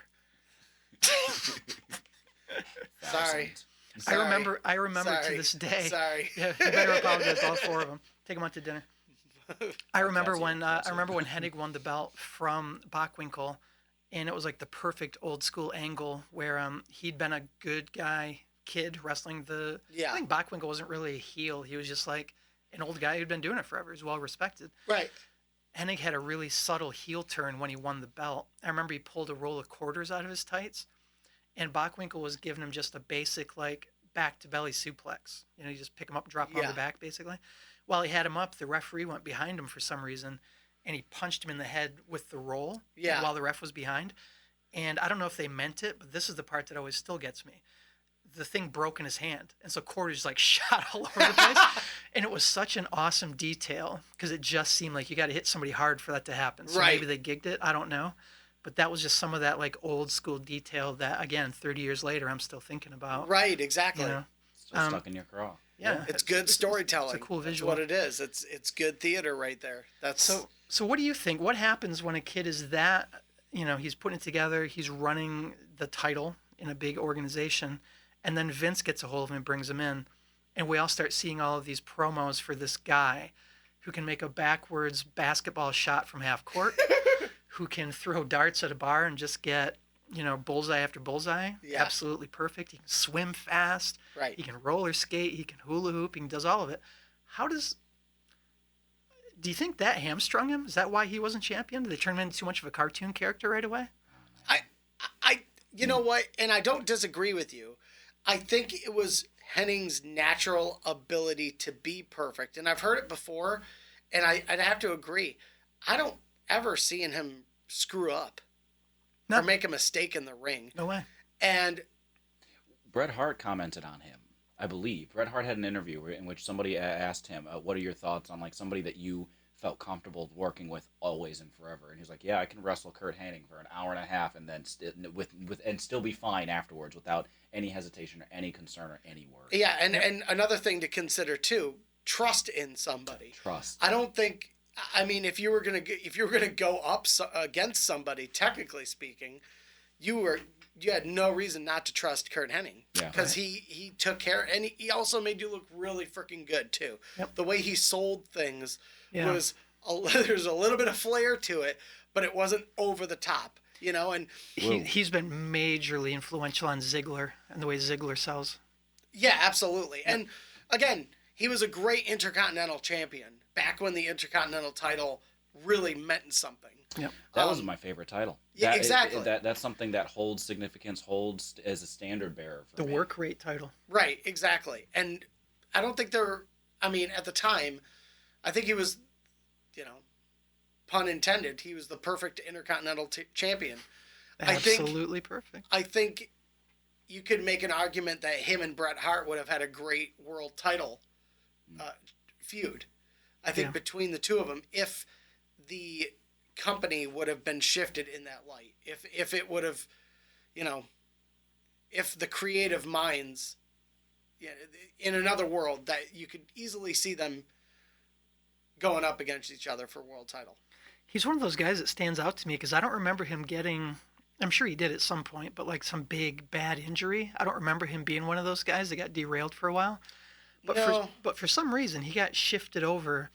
We were talking about your favorite Royal Rumble when Flair went from number 3 and won the title. Yeah. He took on more of a managerial. Exactly. He got moved into the stable with Bobby the Brain, but he wasn't wrestling under him. He was like his second in command as a manager. Yeah. I don't know why that happened. He It was wasn't past his strange prime. because he ended up putting Flair out of the WWE. Oh, is that on, right? On a taping of Monday Night Raw. It was back when they did Monday Night Raw at the Manhattan Center, and it was a career match, Mr. Perfect versus Ric Flair, Oh, okay. and they had a great match on Monday Night Raw. But yeah, Mr. Perfect ended up retiring Flair. Pause. Yeah. You said that they had a career match that sent Flair home on a Raw? On a Monday Night Raw. Yeah. Gosh. I got the DVD. Actually, Jake and Lauren have it, so I'll let you borrow it. All right, sounds It's Two pretty all-time, dope. like 2 all-time greats. I don't know. That's just an interesting thing to think about. Yeah. Knowing everything we know about them now. Exactly, and yeah, it was a really good match actually, and it was, that's the thing. I think Perfect would have made a really good champion had the spotlight of WWE been pointed in that direction. But I think it came down to Yokozuna was just such a force at the time.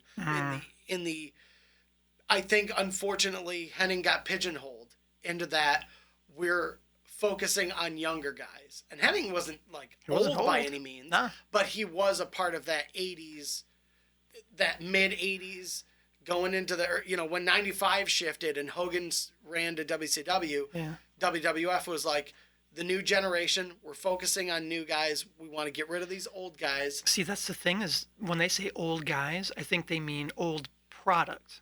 you know, old product, and that's what it was. He feels like one of those toys that still works perfectly well, but Vince was just onto some new toys. It was the same reason why he wanted Macho Man to do commentary and not wrestle. And it's Macho Man was still perfectly able, and he was the freaking Macho Man. And as soon as he left WWE, he was never the same to me. I never saw him as I don't know. I think that just kind of killed it for me. Up until he was always the Macho Man for his entire time. But as soon as he went to WCW, I was just like, now I just kind of feel like this is old. Wow. Now you're watching Hogan. Now you're watching Macho Man. Now you're watching. It's like recycled. Yeah, recycled. And well, what's his name? Vince said that same sentiment a little while ago, as before NXT came on air and before they switched over to Fox. There was this sentiment or this sense in the air, or this idea that Vince had thrown out there, is that, oh, I want new stars. And that's why he brought up Ricochet and whoever else, the other guy that he brought up Aleister Black, and in his infinite wisdom, he brought up Gargano and Ciampa, who used to be DIY. Yeah. And they'd been in a blood feud for a year up to that point. Yeah. And he was like, you know what I need? Yeah. Give me DIY. And they're all like, no, please don't do this. And he threw them together as a tag team on Raw and totally undid a year of probably the best planned, most long-term, like, believable, intense angle that NXT had. And that was right after, I think, an NXT takeover where they tore down the house. Yeah, like 2 days later. Yeah, like, they made it. They made it to the big time. Give me some new toys. Triple H, give me some new toys. Like, right. Please, Vince, I've been building this company for 5 years. Please don't do this to me. Right. You're breaking my balls. Give me the DIY. You're breaking my balls. DIY. Yeah. I want that team. Yeah. So, yeah, I agree. I think Vince just went ahead and pissed in the own pot, and it wasn't anything that Perfect did. It was just Vince losing interest, and then he was a little bit of damaged goods going into WCW just because the shine had been worn off. Yeah, he certainly wasn't going to be a champion there. And we were talking about how there were so many different champions within that 5-year time frame, and another person that stands out for me too, who easily could have been the top guy considering how many people loved him, was Razor Ramon. Mm-hmm. And I think he could have gotten the shaft. I think he got the shaft mainly. Well, one, it's possible that he didn't get the shaft, and he knew what he was basically expecting to get being in the clique. You know, when you're dealing with Razor, when you're dealing with being the number 2 guy in the WWF, and you've got the Intercontinental title, your main goal is to get to the World Championship. But being that you're in the clique, working with Shawn Michaels and Big Daddy Cool Diesel, and those two are now feuding for the world title, how do you get that? Yeah, how do you achieve that? So I always wondered if he knew that was never going to be a possibility, if he didn't really think that far ahead, or if it wasn't really his dream to be the world champion. But I think easily, if you spun it correctly, he could have been a good world champion as a face. You know what I just thought of? Remember when we were talking about one of the examples of Bret Hart being one of the best was that Wembley match against the British Bulldog, Davey Boy? And Davey Boy won the match, and it would have been easy for common fans to go, wow, he beat the Hitman. Maybe he'll be champion soon. Yeah. But we're like, no. He just made him look like $1 million. Hitman is the next champion. Think about, it wasn't the first ladder match like they always say, but the one that they call the first ladder match. Yeah. With HBK. Was he called HBK at the time? Yeah, he would have been. Yeah, it was SummerSlam 1995. Yeah. So it was Razor and Shawn Michaels. Yeah. Shawn Michaels loses. Correct? That was WrestleMania 10. Okay, I'm thinking of the one. WrestleMania 10 was the very first ladder match between Razor and Shawn Michaels, in which Razor won. That's what I'm thinking of. Yeah. Well, that's what I'm saying is there actually was one before that. It was either like a house show or a television show, but they always call the one at WrestleMania the quote unquote first one. But that seems to me like a parallel where the guy who won, Razor, wasn't the one who was going to go on. It was the guy who sold like a flopping fish. Yeah. Who went on. But and won the title. But it was strange because then they had a rematch for the Intercontinental title at SummerSlam 95. That was when Shawn, and I don't know why it's always stuck out, but Shawn Michaels wore that like seafoam green. Oh, I know what you're talking about. Yeah, seafoam green domino looking. Yeah, it's like the only time. It was ugly. It's like the one time you wore it. Yeah, exactly. It was the sexy boy. It was slightly less sexy boy that day. Folks, still not your boy toy. A little less sexy boy. But still, Razor put him over. Mm-hmm. And that may have been the proper time to give Razor a boost. With Shawn as Intercontinental title, But again, this was the time frame of WrestleMania 11. This was after WrestleMania 11. Shawn Michaels was a babyface again. At the time, Big Daddy Cool was a world champion, and he was kind of pitting up against the big guys, Vader, Psycho Sid, Right. And so if there was ever a time to give him a boost, that probably would have been the prime time to do it. Yeah. Because after that, I mean, Razor wasn't at. Oh yeah, he was at WrestleMania 12. He had. No, I don't think Razor Ramon was at WrestleMania 12. I'm not sure. I have to admit that whole period, like I was still watching wrestling, yeah. but I think I had shifted and was paying most attention to NWA, WCW. Were you okay? Because that was that period where I just wasn't really into Yokozuna's huge dude. There wasn't Right. like I said, I'm a work rate person. I don't Right, care about exactly. 7-foot tall guys Yeah, I'm a kicking work each rate other in the person. chest every No 30 doubt. seconds. Or Yeah. whatever. So Big boot. I kind of missed. Oh look, it's another big boot. Yeah. It's another big boot. What do you know? Yeah. So No, no, I'm missing certain information I think from that era. And another guy, and you're talking about work rate wrestlers, and T was bringing up a wrestler too that never achieved world championship status, but another guy you could definitely see, even more recently, with his time in the WWE as well. Yeah, Goldust is somebody that, he had won some WCW stuff, but I mean, come on, the man is known for who he was as Goldust in WWE. And to my understanding and knowledge, the man had not held the gold. And it's somebody that had my attention through and through, from introduction till even now, where he is in AEW. But the man has consistently proven to be an attention grabber, a Right. work rate man. He consistently shows up and consistently keeps people on their toes. Someone that I surely should have had the belt, should have ran with it, should have had some attention, spotlight on him for many years. Because honest to goodness, it would have been wonderful. There was again in Really another would world have. they could have built him up properly. 'Cause he was another great Intercontinental Champion. Oh yeah.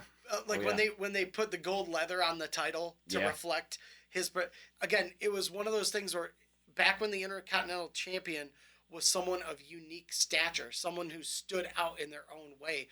There used to be something really special about the unique factors of being Intercontinental Champion. Anytime that belt was on somebody, there was something special about him. Yeah. There was something really unique that separated him from the rest of the pack, but they hadn't yet reached that level of main event status yet. And I feel that's kind of something that's missing today too. It's just kind of hodgepodge. There's nothing super unique about Intercontinental Gold. Yeah, Right. they keep playing hot potato with each and every one of these titles, and Yeah. it's a pass on whoever decides to get it now without it seemingly any coordination or understanding. I mean, bless his heart, Seth Rollins, but the dude it's not up to him to carry the company on his shoulders. I fear that's as we said a little bit ago, that he is taking on the mantra of that when honestly he needs to go what AJ Styles is saying, which is like, hey, I'm here. Right. I'm working. I can prove through in the ring what I need to do. Right. And Davison, you even had a wrestler as well who's probably one of the most legendary wrestlers of all time, who I can't even think of any major titles that he held. I can think of a few. Well, yeah, I just want to touch real quick before we shift over the Goldust thing.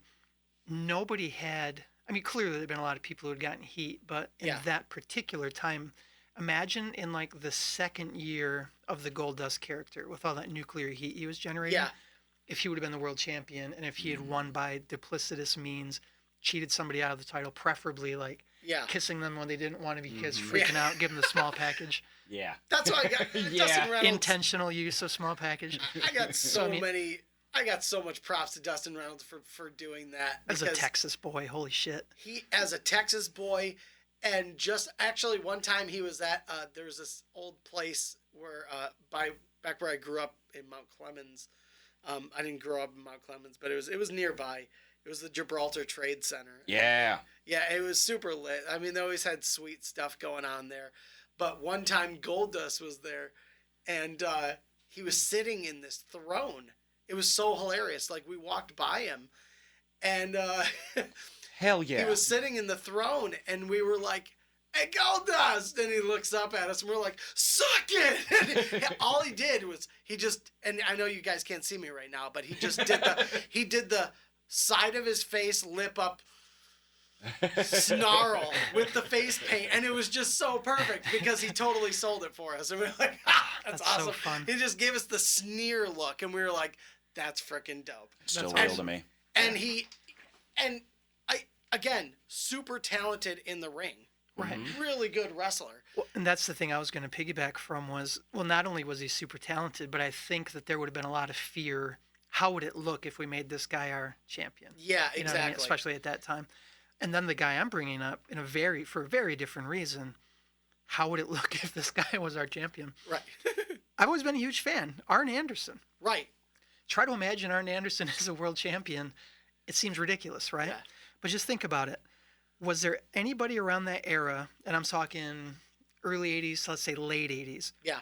who was a better in-ring technician, who could be more dependable or put on better matches as a tag team guy, who did a better job of selling his opponent's offense, who was a better talker?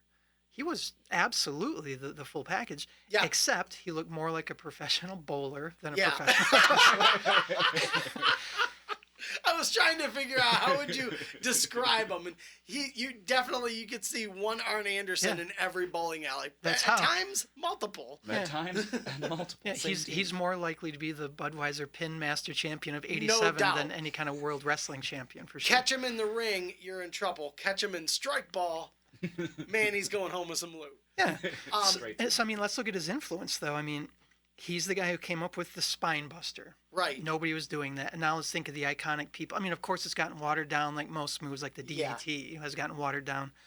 But I mean, from Triple H to Batista to all these other big main eventers, Yep. the spine buster became a big thing. The Snake was already making the DDT a thing, but arguably, I would say I liked Arn's DDT better because he Yeah. really dropped people on the top of their head as opposed to that kind of pancake out that Yeah, the, the front of their that face. Jake was doing. Yeah. He came up with the Gourd Buster. Do you remember that one? Oh, yeah. It's that face first. You just drop them on their face from the suplex position. Oh. Yeah. That was Arn Anderson. He was in the Four Horsemen through Yep. almost all of their incarnations. Right. Like, just a massively influential career. Yeah. And then getting into backstage with WWE eventually and coaching and now into AEW coaching. Yeah. Super influential guy. So here's what I wanted to talk about. What if this dude had been born 20 years earlier? And he was wrestling a young Flair. He was wrestling the Bockwinkel's and the Vern Gagnes. I was and- going to say, he'd very much be on the level of Vern Gagne. Absolutely. No doubt. Yeah. So yeah, I don't know. He just seems like I've heard people talk about him. You know, well, that guy is just a Viking, and if he'd been born 400 years ago, he'd be perfectly within his element. But now he's in prison for being a mass murderer. Arn Anderson could have been a wrestling Yeah. champion 30 years earlier. And I would agree with that because think about when Arn Anderson was coming up. What was the big thing? Big frickin' jacked up dudes. Yep. That was the new fad. They were like, we need frickin' strong, huge dudes. Yeah. Now, don't get me wrong, Bruno Sammartino, excellent. He was in excellent shape, but that guy was like concrete. Okay, Yeah. you look at his build. He was just a beefy dude. He wasn't like chiseled and roided out and glistening. He was Nah. a big, hairy Italian dude who was super talented in the ring Yep. and had a great physique Voice to just him. changed a second ago. Forget about it. And A little grossed out. Think Yeah. about all that chest hair. Fuck. It's no wonder his finisher was a bear hug. People tapped out not because of Right, the no rib doubt. crusher. Get me out of this They didn't want mother the thing. hair in their face. Like, dude, let me out of here. Choking on that shit. But yeah, he had a long title run too. But that was back when long title runs were expected. They were given to guys. Yeah. Not given to guys, but they were they were rewarded for their hard work, and people saw the value in them as well. And Yeah. again, I think Arn Anderson would have been on that same level of like Vern Gagne and Nick Bockwinkel because he had, it wasn't necessarily about the physique, it was the mentality of who you were and how you were, and he was very old school in that sense. But Yep. unfortunately, the time he was in his heyday, sadly, you just had a lot of muscular big guys, and that's when the shift of wrestling turned, and you can make it. Look at all that beef. Yeah, basically, it just the culture changed. Yeah. And he was on the wrong side of that, and he still had success. Yeah. But again, how do you justifiably put the title, the world title, on a guy like that when you've got dudes You like... don't. Well, so he was the TV champion quite a number of times. Yeah, no in doubt. WCW. TV champion, man. Oh man. And so that's the guy that comes out because their world champion's not on TV every single week. Right. They had the TV champ who was, and that was Arn. And I guess that was their way of saying, like, he's not as handsome as our world champ, but, he's here every week. He shows up to work, so we'll. He may not be the champion, but he's here. Right. Now, what he was, though, was a chronic tag team champion. He and Tully Blanchard when they were in the Four Horsemen. And they had classic rivalries with the Rock and Roll Express, with the Road Warriors, you name it. And then there was some contract stuff going on, and I have to look more into it. But Tully Blanchard got real pissed off. I think he and Dusty Rhodes maybe had some bad blood when Dusty was doing the booking in NWA. That's why the Brainbusters wound up in WWF. Arn and Tully came over for just like a year or two. Yeah. And I think they were world champions in WWF as well. And then they went back, or at least Arn did, to go rejoin the Four Horsemen. But speaking of that, think of the Brainbusters. So that would have been Tully and Arn, late 80s. Think about the revival today. Right. With Scott Dawson and I can't remember the other guy's name. Yeah. Apparently he's not terribly important. But Scott Dawson, you put him in a ring with Arn Anderson from that era.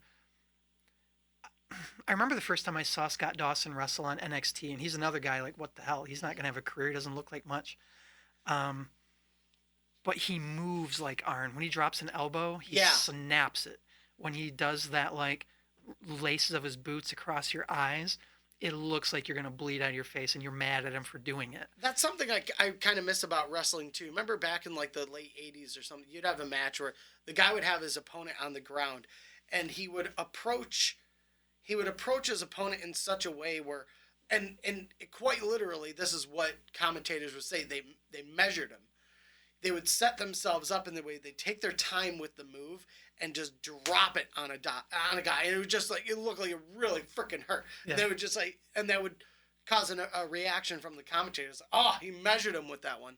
That's a term that was not used loosely. It was a term that was used literally because they would approach their opponent, set up, and drop something on him that really just hit its mark. Yeah. And that was the entire point, was to literally sell the fact that they just this dude just dropped a fist right on your face. Another good example of that was Ronnie Garvin, Hands of yeah. Stone Ron Garvin. Yeah. Kind of methodical, but he was like, when he punched you, you got punched. He came up with that awesome move, one of my all-time favorite wrestling moves, the Garvin Stomp. And Randy Orton eventually took it, but the Garvin Stomp is you'd body slam you or whatever, you're laying on your back, and his opponent would have their arms and legs out like they're doing a snow angel, effectively. He would stand by their head and do a jumping stomp on their face. He'd move along, he'd stomp on their hand. Right. He'd stomp on their bicep. He'd stomp on their stomach, their knee, their ankle, the other ankle. Yeah. Like move all the way around the body, stomp on their face. And it took him a while. He measured every one of those things. Right, and exactly. Then Orton eventually did it. And I'm not a fan of Orton, but he's another guy that when he does that methodical approach to moves, Right. he does bring some of that 80s juice with him. Yep, exactly. And I think a lot of that has to do with the fact that, he had inspiration from his dad as well, and that's just how it was back then. Yeah. It was a very different style of wrestling. So, Arn Anderson, again, like you said, 20 years earlier, he would have been one of the legends. And I still think he's legendary to this day. I just don't think he was ever in a situation to be heavily pushed into the limelight for an extended amount of time, which was expected of champions back then, based on his physical presence. Yeah, this wasn't one of my choices, but he's worth a mention. I'm surprised none of us said it. Ted DiBiase. Yeah, Ted DiBiase $1 was the go-to would-be champion heel of the 80s. Yeah. How many times did that guy have an opportunity to win the world title and never did? But again, he was a $1 million champion. He had his own belt. He was the first person, I think, in wrestling history to be like, F you. I don't need your dumbass title. Right. I got my own title. And it's mine. Taz did the fuck the world title later. Yeah, Taz exactly. had FTW, but that was way after the fact. Right, exactly. Yeah. But still, and very good point. Ted DiBiase, multiple. I mean, he was in the finals for the World Heavyweight Championship tournament at WrestleMania 4 against Macho Man Randy Savage with Andre in his corner. Yep. Yeah. And there is a very distinct possibility he was going to walk out with that, especially because he scored a bye in the tournament. So he wrestled one less match than Macho Man did. And did we just mess up? Do you remember when Andre beat Hogan on Saturday Night's Main Event? I think it was, and there was all that hijinks about the Hebner twins. They pretended there was only one Hebner referee.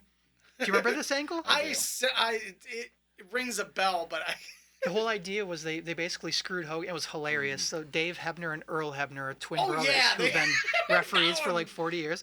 Yeah. And I think like one of them would ref in WWF and the other in NWA. Yeah. So they never crossed paths. On this particular night, they finally put the two of them in the ring together, and one of them was pretending to be the other ref and was paid off by DiBiase. And then they got in each other's faces and were fighting. But the funniest thing in the world was Hogan's promos after the fact, lamenting his loss of the title. Yeah. He was like, DiBiase, he put all this money into it. He got him plastic surgery. He perfected it. He brought it right down to the same fingerprints, brother. They're identical. That's how much he wanted to screw me. Oh, my God. Talk about some early wave Trumpism shit. Yeah, right. Hogan trying to spin that. But that's what led to that, though. But my question was, didn't Andre hand the title over to DiBiase? Yeah, or was that not recognized as actually being a champion? You're absolutely right. But when he did that, if you'll recall back in the Attitude Era, McMahon won the Royal Rumble and won the World Championship. And then he wanted to give it away. And then they were like, nope, you literally just vacated the title. You can't hand a title down to somebody no matter what. And that's what McMahon tried to do. And which is funny because it's like, hey, dumbass, you just broke one of your own rules that you set. But wild card. Yeah, but that's exactly what happened as soon as DiBiase paid Andre to get the title. He got the title, tried passing it to DiBiase, and because he did that, he literally vacated the title, which led to the tournament at WrestleMania 4. That's what it was. And then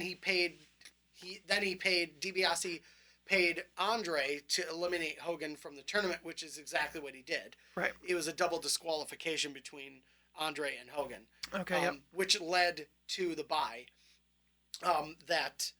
Or there may have been another match that led to the bye that DiBiase got in. But yeah, regardless, DiBiase, another, and he was a part of the Royal Rumble in '92, but he was also eliminated in like 30 seconds by British Bulldog. Yeah. Bulldog and DiBiase were the first two in the ring. Bulldog clotheslined DiBiase over the ropes, and he was gone. And as DiBiase was walking back, that's when Flair came out. Okay. But yeah, he had ample times to win the world title, and he had title matches as well. But again, just one of those great workhorse guys that you could pit against world champions because he would give you a caliber match, worthy of a world title type match.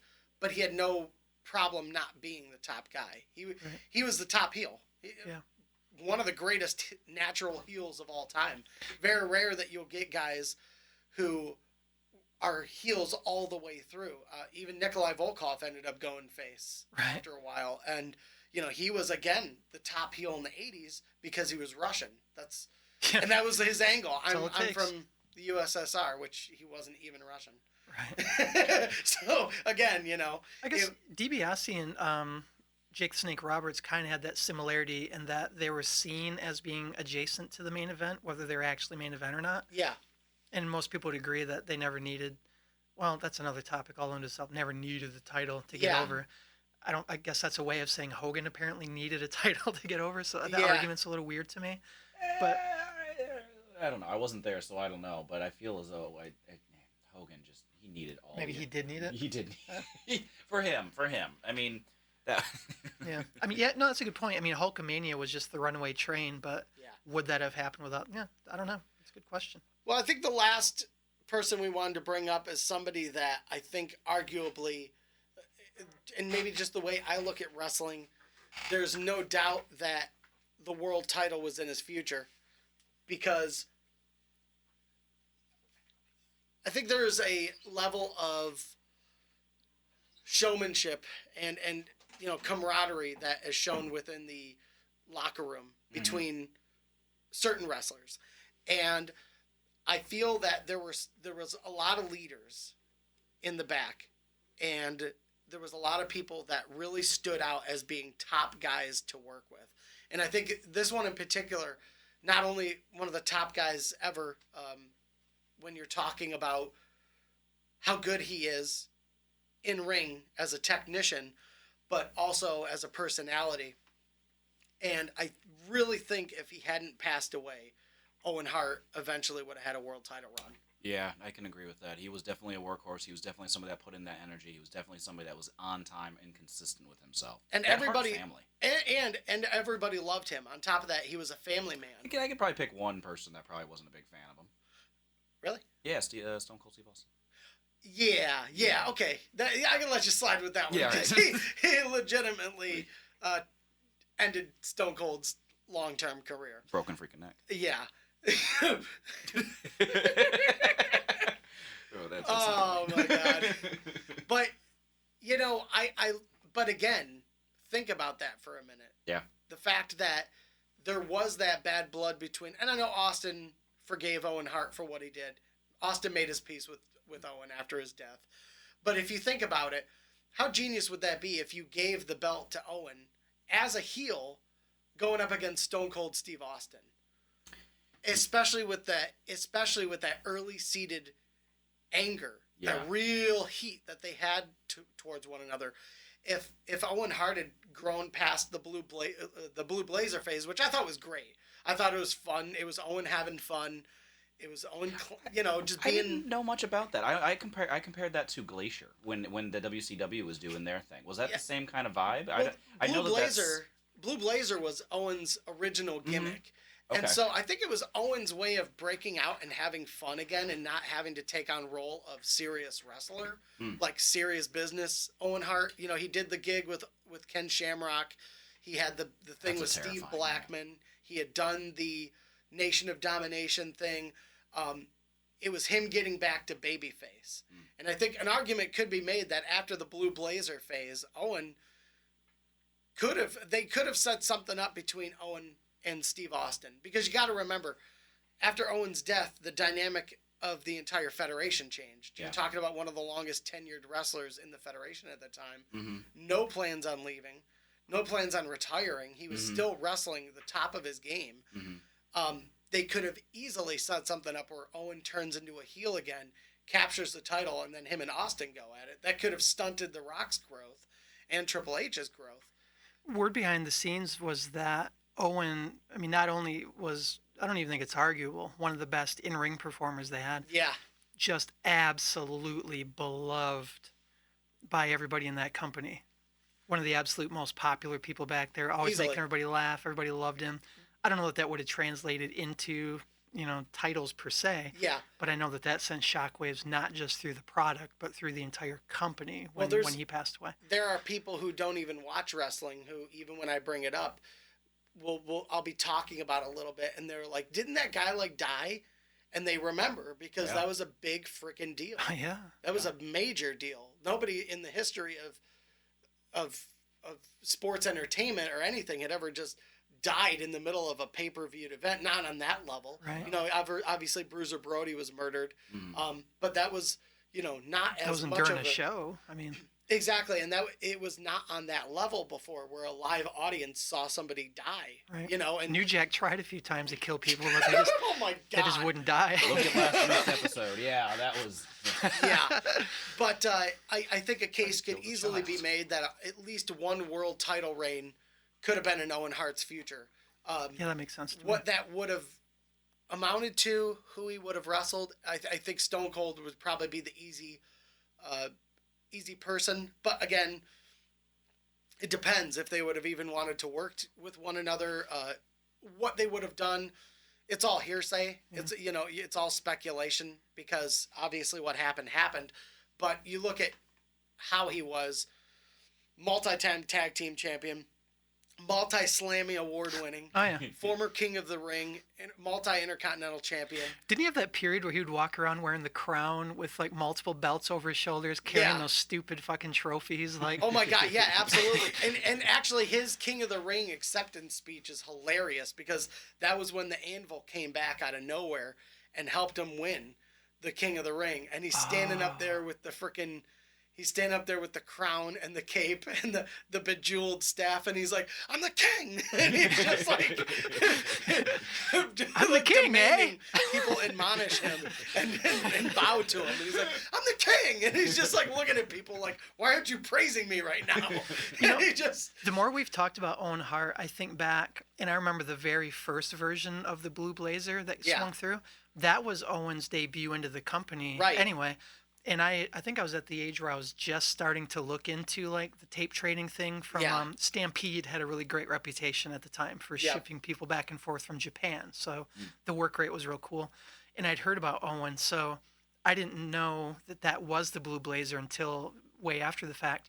But when I think back, that character was my introduction to, I think even more so than like Steamboat and Savage at WrestleMania 3. Yeah. I think seeing the way the Blue Blazer moved and how his matches were put together, and he was my introduction to like loving work rate wrestlers. Right. Was the Blue Blazer. And that's the thing that you're touching on is the idea of these folks that are coming in from, you know, IWGP champions or New Japan Pro Wrestling or All Japan Pro Wrestling. They're coming across from other places, showing that they have the work rate ability to get over in a crowd that appreciates, rewards, and celebrates those folks. Not going to say his name, but Pegasus is somebody that stands out. Yep. Particularly because of the fact that he was a working man. He consistently pushed. He consistently was there. And he does does some crazy stuff on the ropes. Yes. Super creative that nobody else can do. Yeah. Nobody else is attempting to do. Yeah. And he's got the guts to do it.